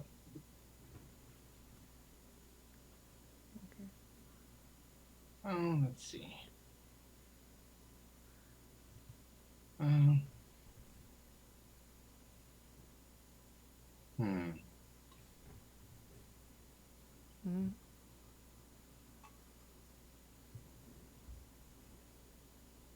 Yeah. You'll certainly Yeah, get about there. the one blister you can see and the dragon in that. Yeah. The spirit blister is certainly, encompassed in that. But so go ahead and roll the damage.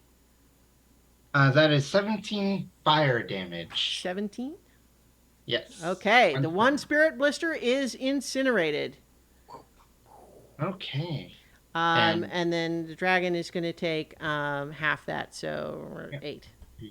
Yeah. And Enoch is gonna just 1, 2, 3, 4 move up because Mm-hmm. they drew aggro, so Yeah, I'm just gonna move that circle off so sure. I can use it for later. Fair enough. All right. Well, it is the dragon's turn. And you not only destroyed one of the blisters, which made it very mad, but you presented yourself. Good So, luck. yeah. So it's going to, in fact, actually, it doesn't even need to move. It has a range of 10 feet. So it was right here. So it's going to try to bite you. Okay. That's a 23 to hit. That hits. Mm-hmm. Even with not gonna even try and use shield waste Yeah. the shield on that. Well, so that's going to be 14 piercing and 5 lightning damage. So that's 14 piercing. 5 That- lightning. Yep. So 19 total. Yep. And a strength Okay. saving throw. Didn't that? Oh, a 10. So I'm Oh swallowed. God! Oh God! Gulp. Oh God! Yep. All right. So down goes Dianok. Down goes the. And then I think it's actually going to move a little bit over here and storm slam the shadow again.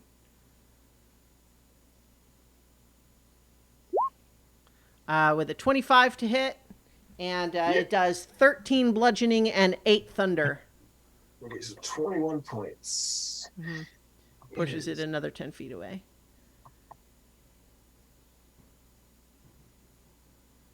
Okay, can't take another one of those. All right. And then I think that that's the end of its turn.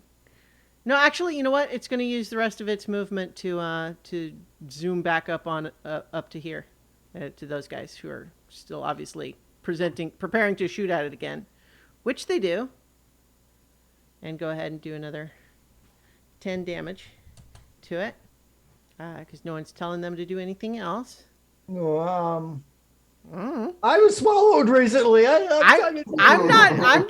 I'm just making it clear that they have not been given any sort of an alternate plan. I thought that when I ran in, I said there's a node and attack it with fire, but Okay. Well, I mean, maybe they just didn't. I do think that because they did not register that as yeah. you As command. asking as commanding them. But you could potentially yell out to them on your turn if you want. Yeah. So Flounce's turn again. Or Founds Guy. Man. Basically, there's going to be a persuasion check involved for whoever tries to command them. I'm good at that, but I'm nowhere near them to do that. Well, we don't have to see them and to talk to them. And Bro. Yeah, you're not far away from each other. I also want to use my action to heal you, okay, Van, because you are hurting. I'm trying to see if there's. I wonder if I can hit it hard enough to make it cough it up. Actually, Yeah. I don't know how to get him out. Right.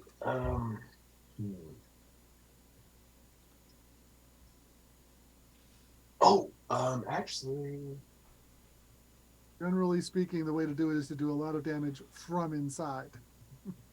right. Man. Oh, yeah, actually, here we go. Let's see what we got, because I forgot. Let's see. A command spell to vomit would probably work. If you could get him to fail the saving throw. Yeah, that's the trick. So it'll just have to be another chromatic orb. Okay, against the dragon. Yep. All right. Well, I mean, how about go inside and find another node? Okay. There's room to get by. Right. Let's see.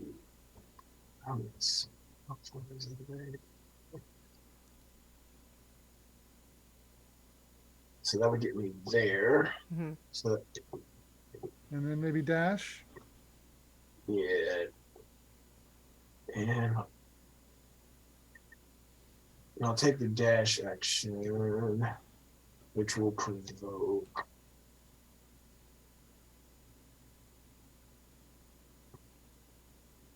Almost 15 feet there. And do I see as Flounce is moving, does she see any of the vines going towards another area? No. It occurs to me that probably, I don't know if you can see her line of sight, but no. But I think you have a general idea probably that there might be nodes in both of those directions, but you don't have line of sight on it yet.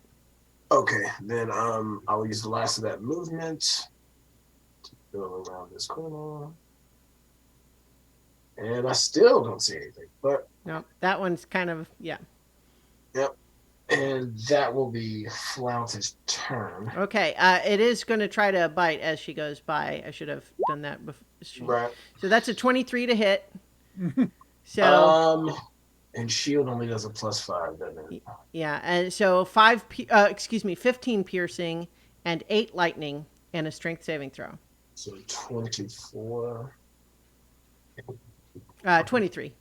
23. Yeah.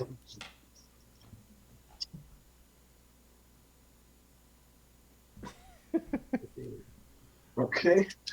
And a strength saving throw, they have a +7. So, I thought my rolling was better. Oh, Oh dear. So unfortunately, as she tries to hop through, she is snapped upon and swallowed up by Good God. Pangil Nongwon. Machi. Hmm. Chihuahua. Okay, Kanthan. yeah, I'm going to ask for a little bit of DM leeway here, Mm-hmm. and I'm going to pull out a bottle of cooking oil Okay. from my supplies Yeah. and pour it over the node, and I think that would be an action. Uh, well, I think I'll allow you to light it as well. Okay, so yeah, Cook that node. yeah. So I'm, You I'm have gonna, proficiency with cooking utensils. yes, I See- do. Yes, I see- do. So would you like me to roll for something, or what? Gosh, I don't know if there's established mechanics for that. Well, if it was alchemist fire, um, there's rules for Yeah, let's just that. use the rules for that.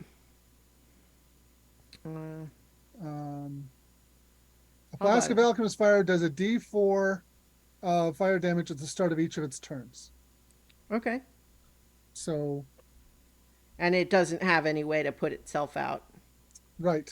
Okay. So yeah. So we can say that it is now burning. Mm-hmm. Um, And I did 1 point of damage. okay. But it is still burning and presumably Yeah. will continue to. Right. Right. But And if that is an action, mhm. let's see. And as soon as it kind of starts to, the oil starts to, and it's sort of smoldering still a little bit, you do hear a, Of course, Yeah. it's unhappy. and I'm going to take a bonus action of a second wind okay. for 12 hit points. All right. Xenophon. All right, That's my turn. okay? I'm healing you, right, Kanthan? If they, yeah, I guess. Okay, I'm healing you. Let's do a third level heal on you. So that's 18 hit points back. Okay. I feel a little better. Mm-hmm. All right. I can't cast another spell. If I move out of here, the dragon will go after me. If I stay here, the dragons come after me. Do you have another? Do you have another dimension door? I'm saving that in case I get swallowed again. Good. I have 1/4 level spell left. I have 2 5s. One of them You is can raised. also cast it as a 5th level spell. Yeah, I have 2 5s. One of which might be raised dead. Yeah, that might be necessary. But I mean, I could misty steps somewhere. But I don't know where the other nodes are. they're on the eastern side of the room. We've already looked over the western side. Right. Okay, I can misty step 30 feet. 5, 10, Yeah. 20, 30. Puts me way in. That puts me at. But maybe You can also Mr. move. Step out to somewhere around here, and then take a move action to get somewhere around. Bear in mind, it does have a 10-foot reach. yes. Right. So Misty Step past its reach out here. Right. Yes, and then move. And then move off in this direction. Yeah, that sounds like a good plan. I'm going to do that. Now they've got new healed. So 5, 10, 15, 30. So move. So I will misty step to there, and then I'll take a move action 15, 20, 25, 30. Uh, And And that is my turn. Okay. The dragon is now going to use its legendary action, lightning strikes. And I need Xenophon and the Shadow to both make dexterity saving throws. Okay, here we go. Great. I only got a 15. Lucky for you, 15 is what you needed. 19. Okay, so both the Shadow and Xenophon are able to jump out of the way before the lightning strikes them. What you gonna do when the lightning strikes? And It's surprising that that's not a. a half damage. I'm but, glad. But at the same time, I was going to say, like, I don't need to be making this encounter more difficult for you. No, this is getting us killed. Given that you have two PCs swallowed. Yeah. Yeah. Okay, so that is Xenophon's turn. Exel. Right. Since my shadow goes on, it goes at the end of after my turn, immediately after my turn, then I will Eldritch Blast the dragon. Okay.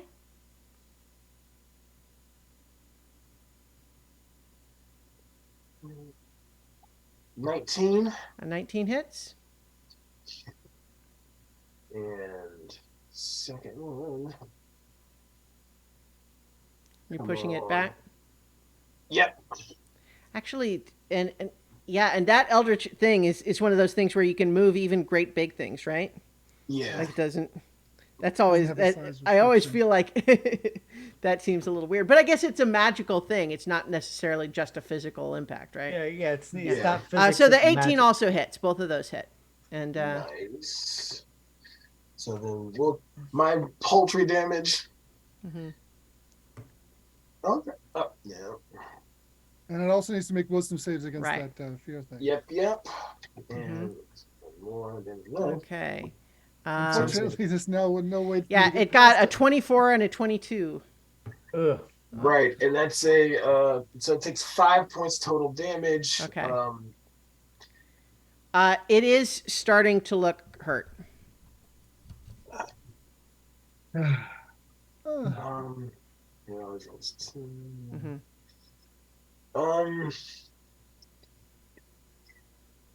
Why not? I'll try silvery barbs again. But for what? To make it to try to make it do a wisdom save again? Yeah. Okay. I mean, it's really good at them, so I mean, it's Yeah. fine. You Yeah. can. Oh, it got a natural 1 on the next roll, but then uses its legendary. Resistance. However, it has now had to do that twice. So Yes. yeah. Once, twice, 3 times a resistance. Yep. And, All right. And then what does your shadow do? it will do. Chilling Rend. It is it's just a cold damage attack. Okay. That's a. I mean, I against the dragon. Yep. Just to be clear, I mean, if you kill the dragon before you kill the blisters, that solves the problem in one way. Yeah, not a great way. I feel like we're. I mean, that's what. Yeah, it's I'm like. trying to get. Obviously, the dragon is forcing your hand in some respects. I just want to make it clear that Yeah. Yeah. I mean, I can't argue with that needed. Right. So yeah, it'll move up here and it'll chilling rend. It will the chilling rend. It's a on my melee attack, so it's which is not good. It's no. Okay, here we go. Actually, no, it's not bad. I'll use my dagger. 13. A 13, unfortunately, does not penetrate its hide. And that will be the turn for my shadow. Okay. That makes it Dianok's turn. Okay. Have an idea here? Dianok is, from the inside of it, going to try and cast Hold Monster. Okay. I love That's this wisdom so much. save again? Yes. All right. It gets a 21. Mm, And that succeeds. Hmm. Shoot. mm. Okay. I know what Flounce is gonna do, but that's Uh-huh. not for a while. Okay. So at the end of your turn, it is now Panyul Nongguan's turn. And at the start of his turn, Flounce and Dianok are both going to take 6 lightning damage. Okay. Less than it could have been. Right. All right. And that's just at the start of the turn for the swallowed creatures. I think it sensed the damage to this one other blister, and so I'm afraid, Canthan, it's coming over your way. The Okay. shadow can make an opportunity attack. Alrighty.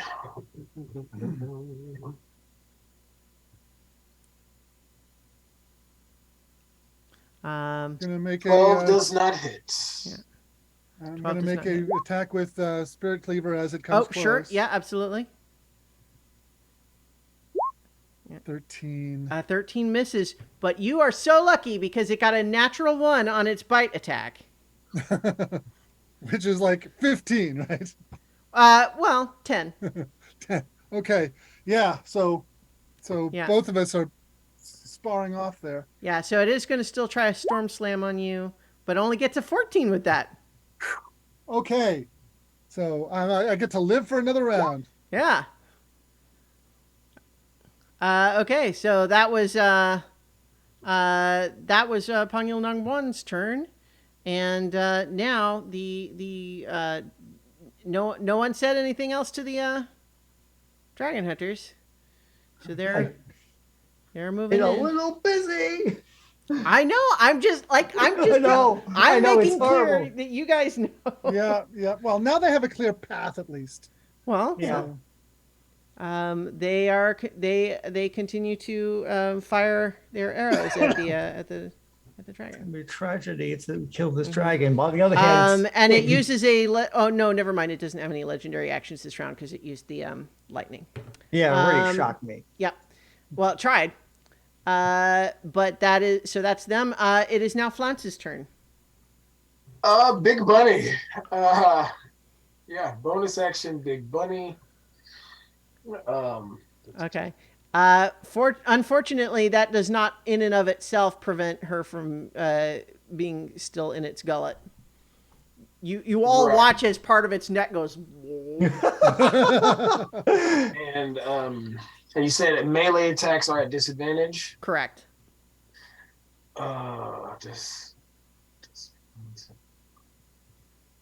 Well, you know what? Because Screw in it. a sense, you can't miss, except that what you have trouble doing is actually getting a good swing in, right? Yeah. Right. So yeah, and screw it. Flounce will try to hit it with the My advice would be to try to do as much damage as you can possibly do. whatever is your maximum damage attack. I'm gonna say I think prismatic orb because it's 3D or chromatic orb. I'm sorry because it's 3D8. So yeah. Big Bunny will try to chromatic orb inside the dragon. Mm-hmm. God bless D&D. And that's still an attack roll, though, right? So Yeah, it's an attack roll with disadvantage. Actually, you know what? I mean, mechanically, that's what it's supposed to be. Yeah. I'm just. I mean, it might be just the difficulty of getting the spell off in the first place. Yeah. It's in its gullet. Mm-hmm. So yeah, so here we go. Please roll good. Yeah. Nope. Yeah. Unfortunately, yeah. I think she just can't quite get in the right position, and the spell kind of fizzles ultimately. Okay. All right. So that would be Flounce's turn. Now your turn, Canthan. The fire does another 4 points of damage to the node. Yeah, and it's. I'll let you know that it is actually vulnerable to fire and radiant, and so it's technically taking double. So that means it's currently at 10 total damage.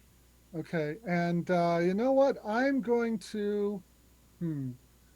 No, you know what? I mean, okay. it's not invulnerable to other things. No, You I'm just- going yeah. to I'm going to start chopping it up with Spirit Cleaver. Yeah. Like 14. Does that hit? 14 doesn't hit, unfortunately. Okay. Oh 12, no. and Yeah. and then I'm going to hit it with you use a bonus action to hit it with the butt of of it. Does that get the magic bonus as well? Yeah, sure. Okay. 27. There you go. That'll hit. So that does 8 points of Okay. damage. Yeah, I mean, you're damaging it. It's taking damage, but it's not Yeah. destroyed yet. Yeah. So yeah, that's my turn. Incidentally, in case Oh, anyone and I'm gonna shout out yeah. to the dragon hunters. Go into the eastern part of the cave and find the other nodes and destroy them. Make a persuasion check. No. I'll Yeah. try it next time. Oh, Yeah. I think this is like not going well. you are in the middle of some busy attacks and you think you're maybe not as clear as you need to be. Okay, Xenophon, it is your turn. All right, so I'm gonna move here, see a node. Mm-hmm. I'm gonna cast fire on it and cook it up nice with sacred flame. Okay. That is only 4 radiant damage. All right. And I will say we gotta destroy these nodes to kill the dragon.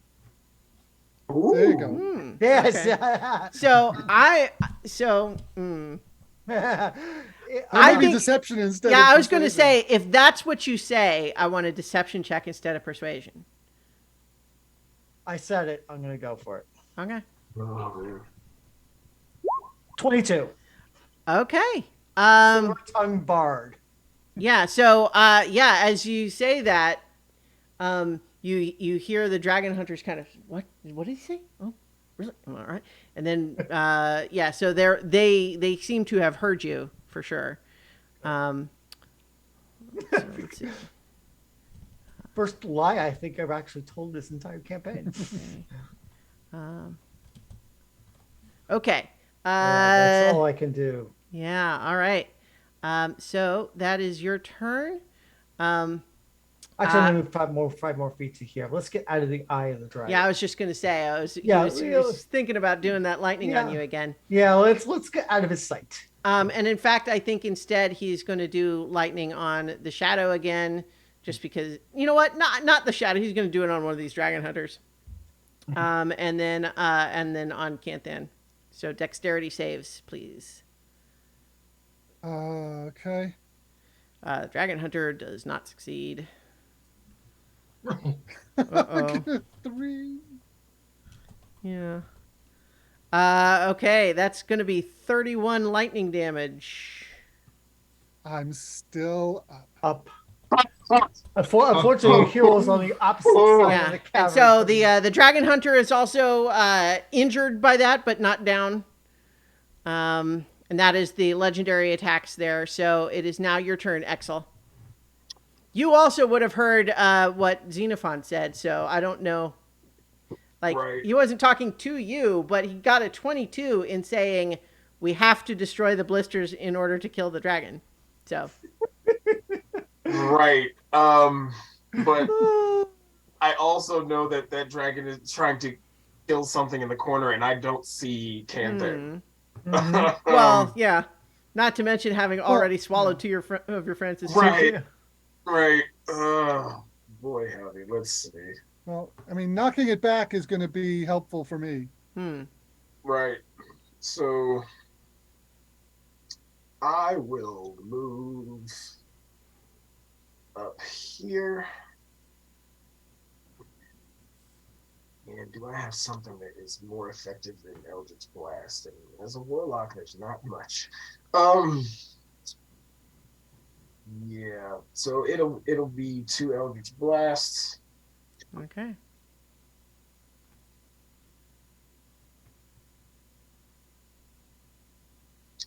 First one's a 25. Yep. Second one is a 25. All right. Yeah, I mean, those both hit. Already. And I will push it back. Yeah. It'll take... It can move back the first 10 feet, but not the next. So I'll roll another d6 as it gets slammed against the roots again. Ooh, for 6. Yep, and then total.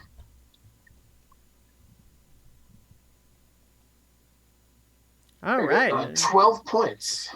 Yeah. Total. Yep. Okay. And 2 wisdom saves. Yeah. And it is definitely starting to look like it's, it's not doing well. It's the second one was a 17. Is that still safe? Yep. Yeah. All right. And no. How many do I have left? I'm not doing anything else with them. A silvery barb to see if it'll roll lower. Mm-hmm.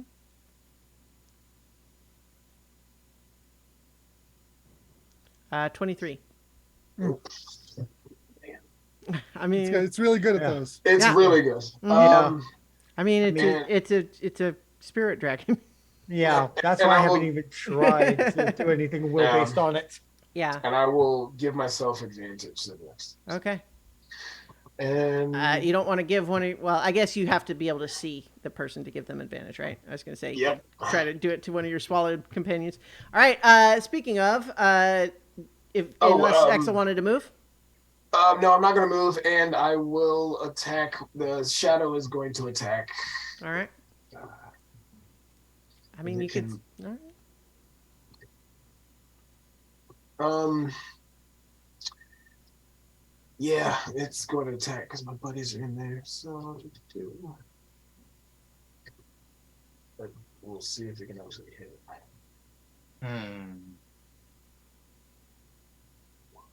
21. All right. Yeah, 21 will hit. And the damage on that is 12 plus 3. Plus this was because that's a third also. So, yeah. So 12 plus 3.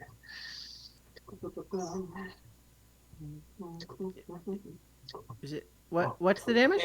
It's a D12 plus 3. Okay. 11 points of cold damage. All right. And that'll be its turn. Okay, and you're not moving? I moved up some, but that'll be it. Okay, all right. Dianok. Dianok is going to Psychic Lance. Okay. That's an intelligence save? Yes. Okay. How smart is this dragon? All right. Intelligence save. Oh, I mean, it's not dumb, but it did roll low. It got a 7. That fails. Mm-hmm. So that is 20 damage. Psychic. 20 psychic damage. Okay. It roars with pain. It's not looking good at all. It's not enough to make it barf you up. Ah, man. Okay. Yep. Okay. And that's my turn. All right. It is now the dragon's turn. Let's see. It has now 2 of the blisters that are under threat. Mm-hmm. I think you're the closest. Canthan. It can still see you right there. So. Yep. But it'll move into within 10 feet, so you still do get to do your 21. I had it that time. Okay, that'll hit. 14 damage, and it can't move any closer. Right. But if it's got reach on both of its attacks, then it is clearly in a frenzy. It is on its last legs. But it is doing everything it can. It is going to try to bite you. Gets a 20 to hit. That hits. 17 piercing and 6 lightning. I am down. Oh no. Oh god. However, it is full, so it cannot swallow you also. I can get to you. Mm-hmm. Lightning damage test inside. Oh yes. Yes. So Shock, Mm, shock, shock. you can have inspiration for reminding me of stuff that's bad for you guys.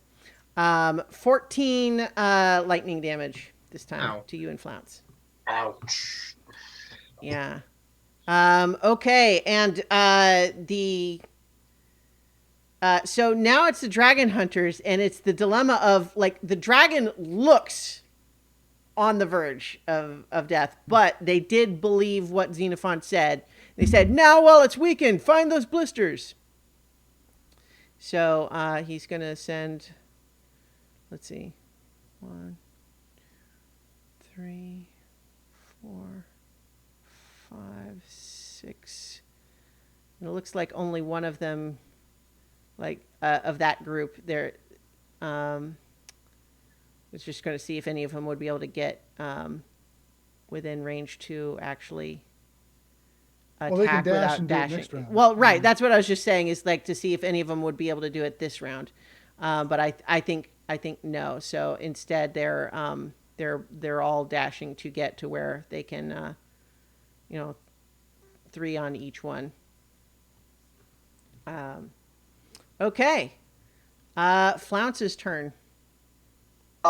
So here's a question. Mm-hmm. Since being in the stomach has you restrained, Yeah. if you break the restraint with the strength check, would that force it to cough you up? No. There's no mechanic for Yeah. Well, then the only thing the big bunny can do. Oh wait, because they're all at disadvantage. So,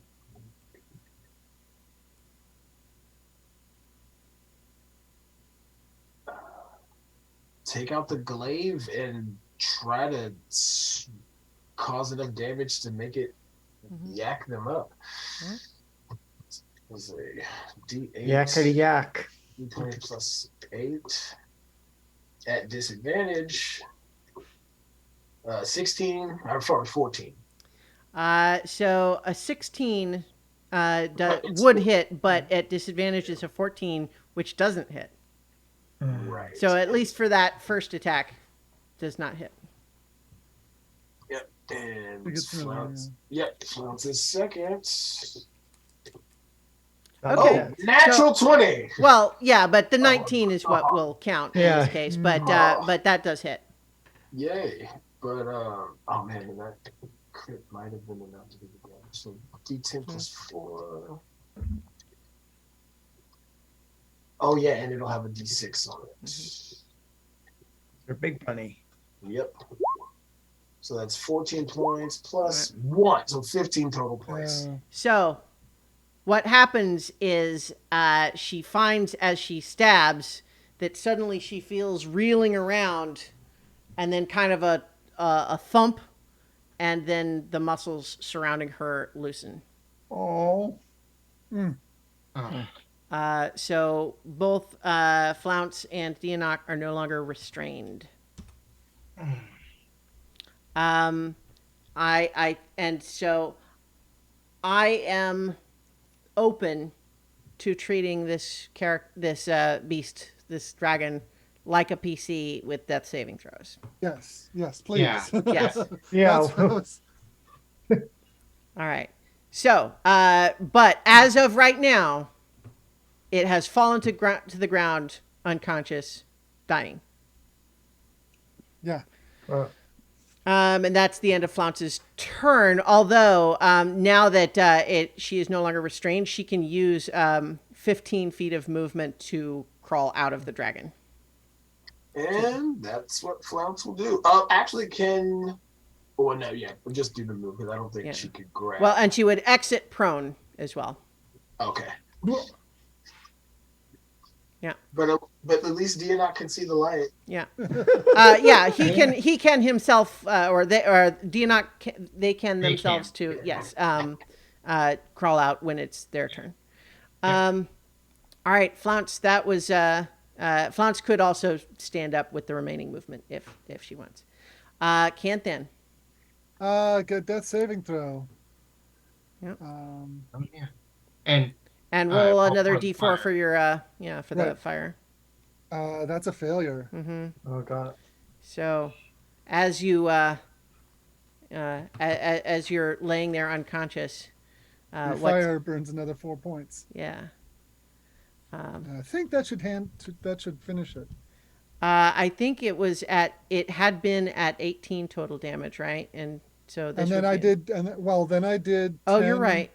Yo, Then you're. I did a bunch of damage with the halberd hit. I did 14 with the halberd. Did you?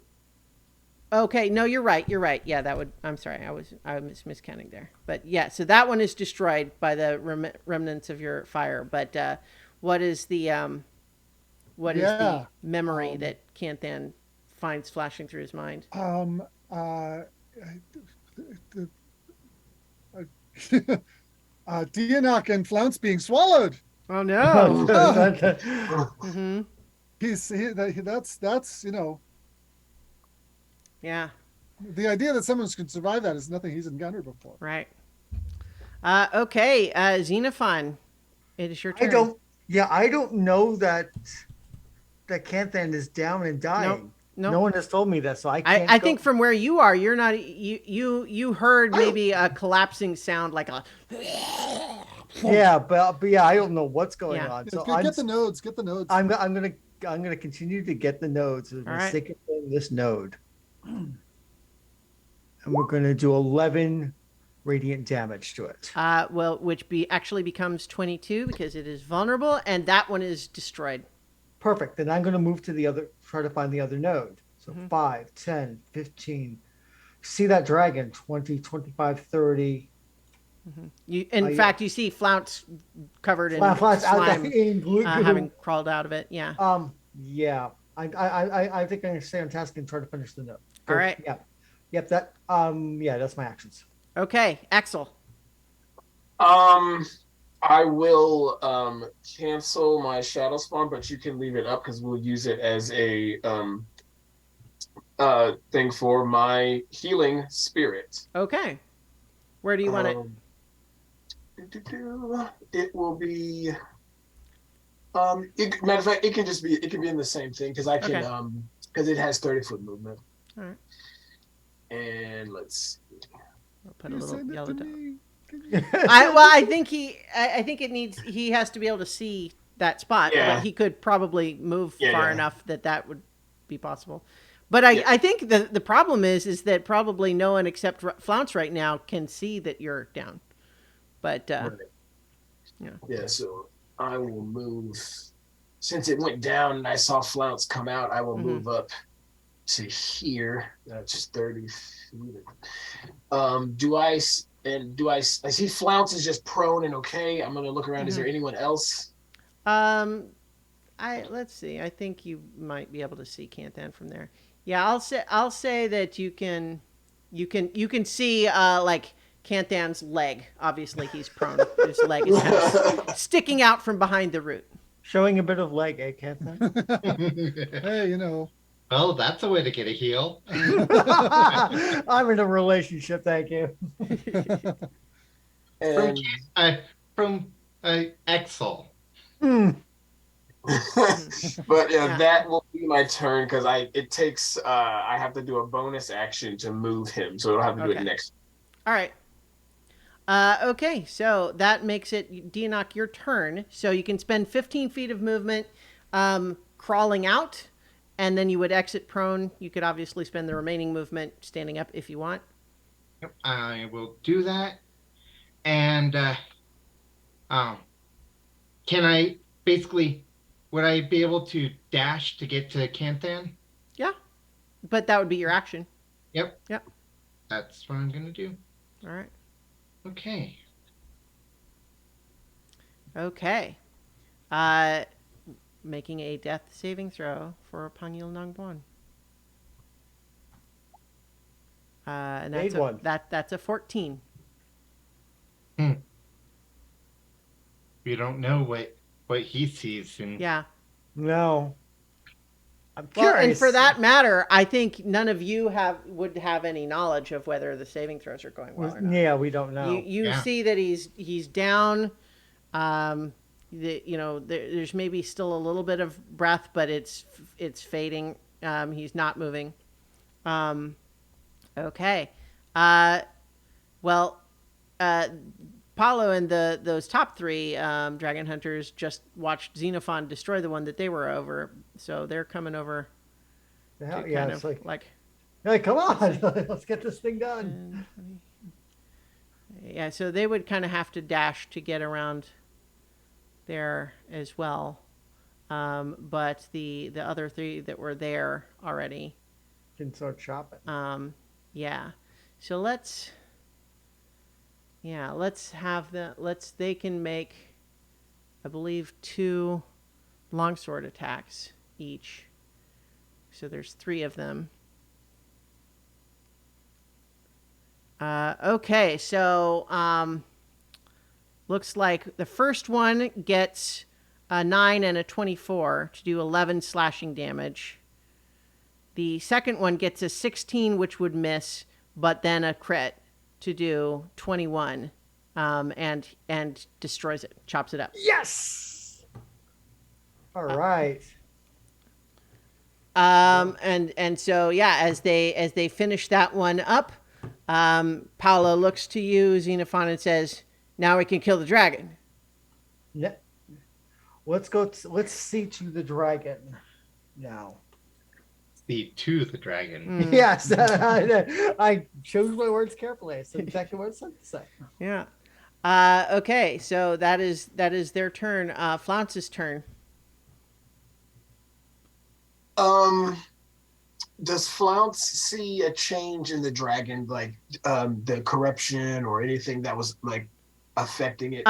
So what has happened now that this? So when the 4th spirit blister is destroyed, you see that all of the vines that had been leading through and primarily sort of centering around this circular patch there where the dragon was sleeping before, have all faded and started to dry up. They were glowing, now they are not. The dragon doesn't look any different. Right. Oh boy, guys.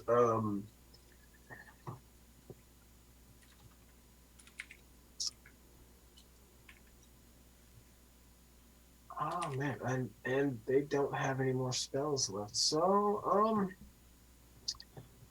I guess they will.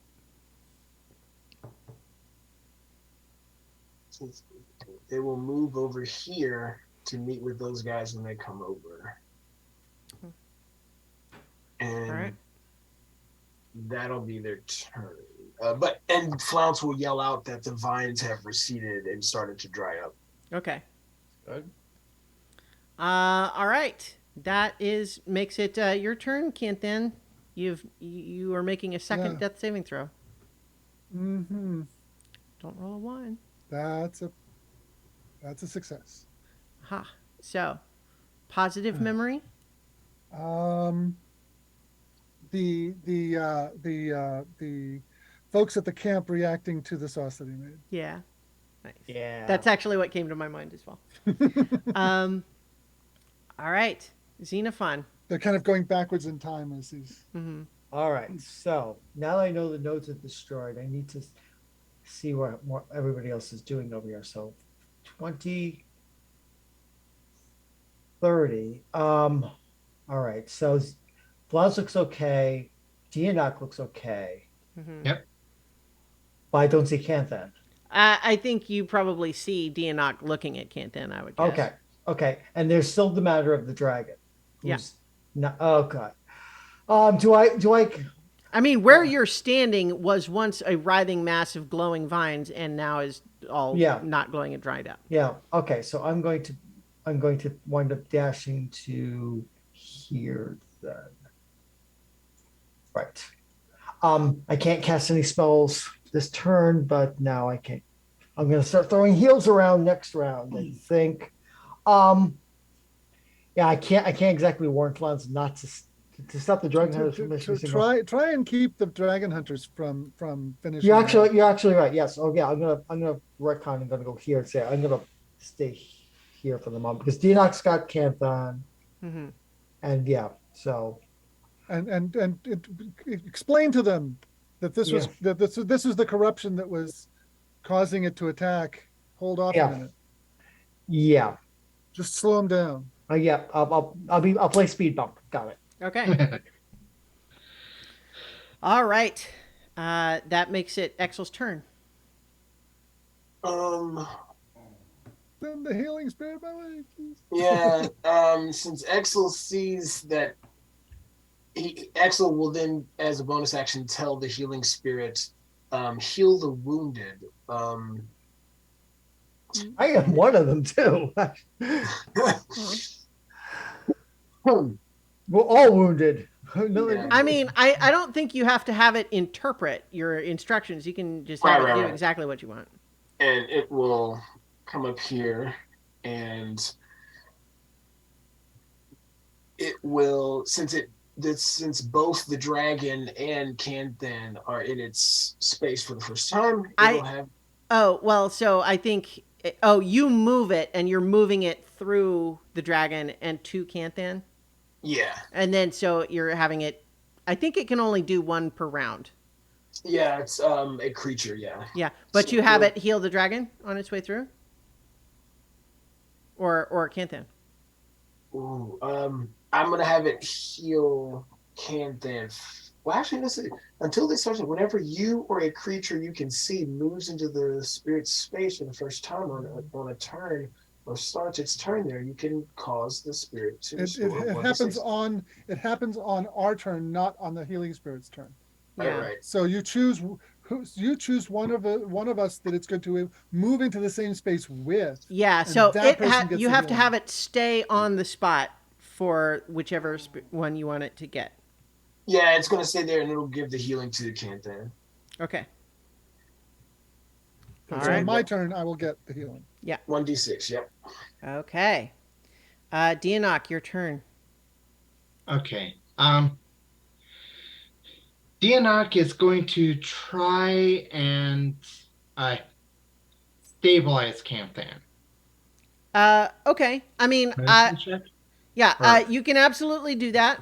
You can have do that. Although I think you also are seeing Exel just move his healing spirit into I guess that spot.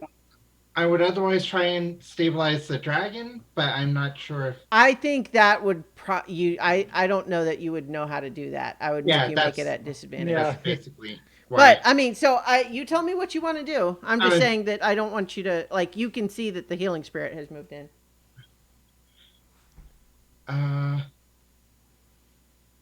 Yeah, I'm gonna try and stabilize Canthan. All right, go ahead and make a medicine check. 11. 11. I think actually, don't you need a healing kit to do that for lower DC? Yeah, I'm actually carrying one. So Oh, okay, yeah. Yeah. Sure. You know what? That's fine. Yeah, I think you are successful. Okay. So, and at least, you know. Okay. Now you're out of danger. Okay. Pangil Nangbuan is going to make another death saving throw.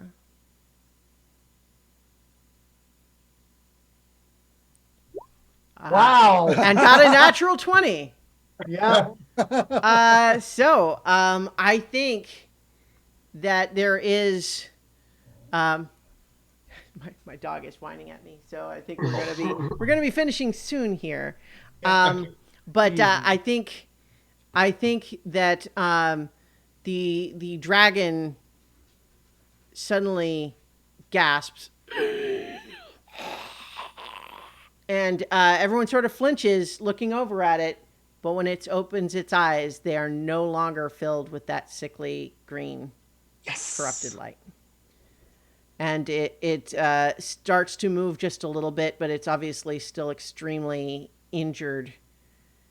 And it glances around, looking at all of you and just says, "Thank you." And that's all it has the strength for at the moment. All right, so now it's the dragon hunters. Oh, buddy. Sorry, if you guys were in the room with me, you'd keep hearing, "Oh." Rocket, we have dragon things to do. Yeah. Hold up, Rocket. Trying to move these guys, but they're behind a thing on the map. which was a clever ploy on my part, for sure. No, I just mean it wouldn't let me select them because it was behind a thing on a map. But yeah, so they're coming around and they look and they see it starting to stir, and obviously are coming in like they're getting ready to raise their swords again. But Flounce and Xenophon, I think, standing firm are just Yep. The corruption has receded from the dragon. Let us give it a fair speak before we do any further. Go ahead and make a persuasion check. All right. This is a 31. Okay. So I do one thing really well in this game. Yeah, Paolo kind of scowls, looks at his cousins, because they were all cousins. I don't remember if you remembered that, but I do remember that. They're all family. Sheathes his sword and says, "I suppose it's best that it gets an opportunity to account for itself. I'll let it do that, and then I'll make my decision." All right. So we're no longer in initiative at this point. Yeah. So what else? What do you do? I'm going to cast. I'm going to cast Well, one. do I something get the- wounds on it. Presumably, Canthan goes. You go ahead and get him Get the- conscious. Yeah, I'm gonna get him conscious and cast one cure light wounds on the dragon, so he's not sputtering at. There's not sputtering at 1 hit point. So Yeah. Let's see. Canthan, you can take since we're not using. You can take 9 points of healing because I'll just give the total 3 to you. Yep. Okay. So 11 to the dragon. All right. So the Pangyul Nongguan, he got the 20, which just means he's conscious with 1 hit point. So Right, extremely weak, obviously still extremely injured, not really moving from that spot, but lifting the head a little bit and kind of. Right. I suddenly had that image of, Sir Hiss from Disney's Robin Hood. He's the snake, but he does that thing where he puts 2 of his little folds over the basket lid so it looks like he's got his head on his hand. So I think he's kind of done that a little bit. The wings are sort of hanging torn and limp, and he just says, I feel as though I've awoken from a terrible dream, but it was a dream that I know was real, but I could not. I feel, I saw in every face the faces of those who burned my tree. But I know now that I was letting their corruption just continue to make me into their instrument. I'm sorry. Did Lungqian send you? I sensed them in the city. Yes. I think only their presence was able to hold me back from wreaking complete havoc there. And then looks over to Paolo and the other dragon riders and says, "No. You are from the Makapal clan, Yes. And Paulo says, yes. Mm. And uh, Pangil hangs his head, says, you have reason to hate me, I know. I feel great shame for what happened. It was a tragic coincidence that Urian Maikapal was my friend, and I would always have defended him. But we differed, we disagreed. Urian foresaw the attack in a way that I could not, and wished me to perform a preemptive attack, to destroy the ships before they could land. And to my regret, I did not believe that it was right to attack before they had shown themselves to be aggressors. Urian and I argued about this. Painful things were said. And then I left Laguna to clear my head. And only learned later that the invader spies saw me leave and used that to time their attack while I was gone. By the time I had returned, it was too late.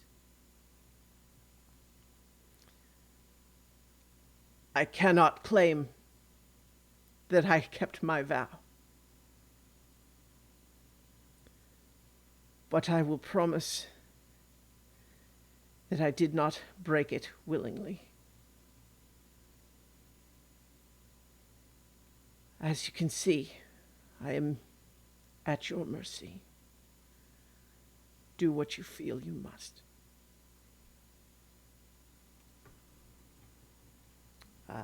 Does anyone else have thoughts before anything else happens? Oh boy, this is a Xenophon's gonna have to. This is a tragedy compounded on tragedy, going back generations to a terrible conflict. Yes, and X will say, it's obviously weak, and with our combined forces, it has no reason to lie. It knows it's at your mercy. You want to make a persuasion check? I guess. Well, I guess both of you said so. One of you want to make that with advantage? Yes, yes, I do.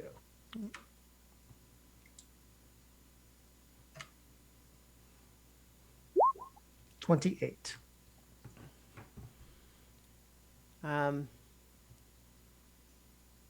Paulo and his cousins have, like, they are doing that thing where, like, their eyes are all glistening with tears, but they're trying not to, like, let it out. They're being tough. Mm-hmm. But they look, and they look down at the dragon and just say,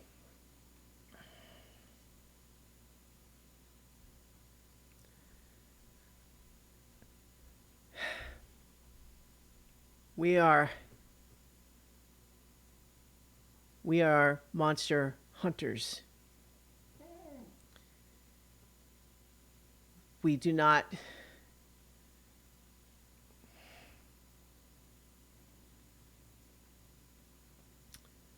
I suppose that it's only right to give them a chance to make it up, to do better. All right.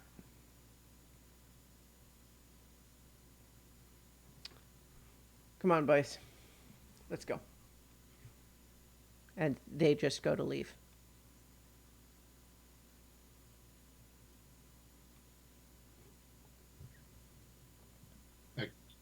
That's a positive result. That's a very positive result. Take it. Yes. We're not going to dissuade them to change their mind. I wouldn't want to fight them. You know, if, once the dragon is healed up, we could introduce the dragon to the captain we met earlier and have the dragon help try to reclaim this island. This island, yes. We know what the nodes do. Mhm. We know how to help this island get cleared. We introduced the dragon to the captain, and I mean, penance is not the right word, but part of the dragon's going forward can be to help clear this island. I feel like that is a good task to provide some recompense. Yeah, it'll take a long while too. This is a big island. The dragon looks to you all and says, I owe you not merely my life, but my spirit as well. I was poisoned by shame and then hatred. And it curdled inside me to despair. But I know what that can feel like, and I would protect others from it if I can. A wise person once told me that forgiveness is not earned, it is given. And I think the first person who needs to give it to you is yourself. Move forward, do better. That's the best thing you can do.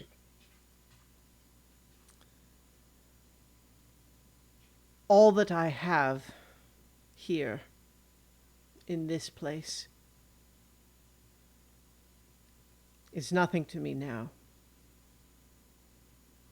What you would take of my hoard is yours.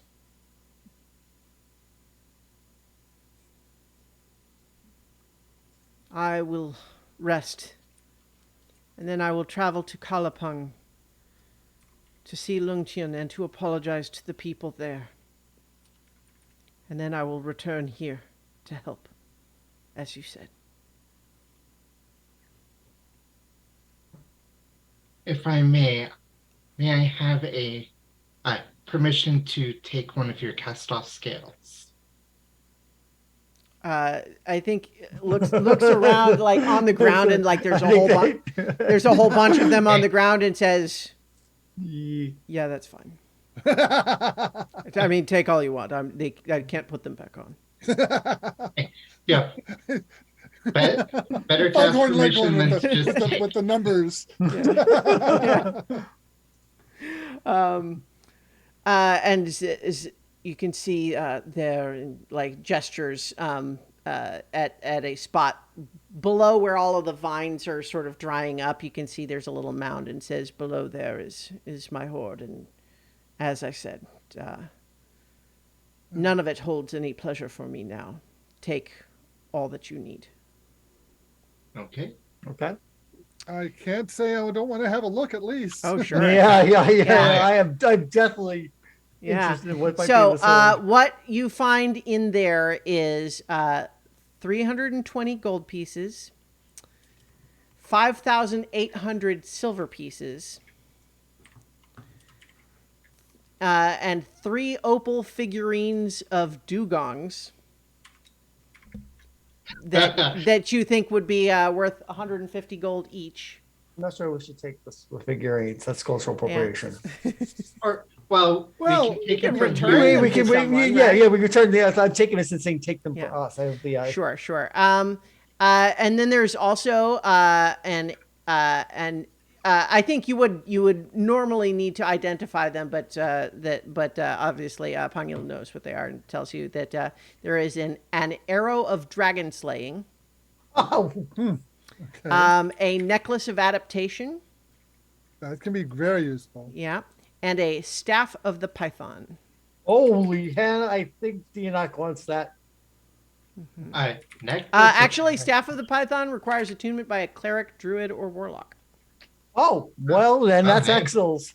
I was thinking that we should leave the coinage behind, and ask our friend here to give that to the folks at the encampment for the purpose of funding reclaiming the island.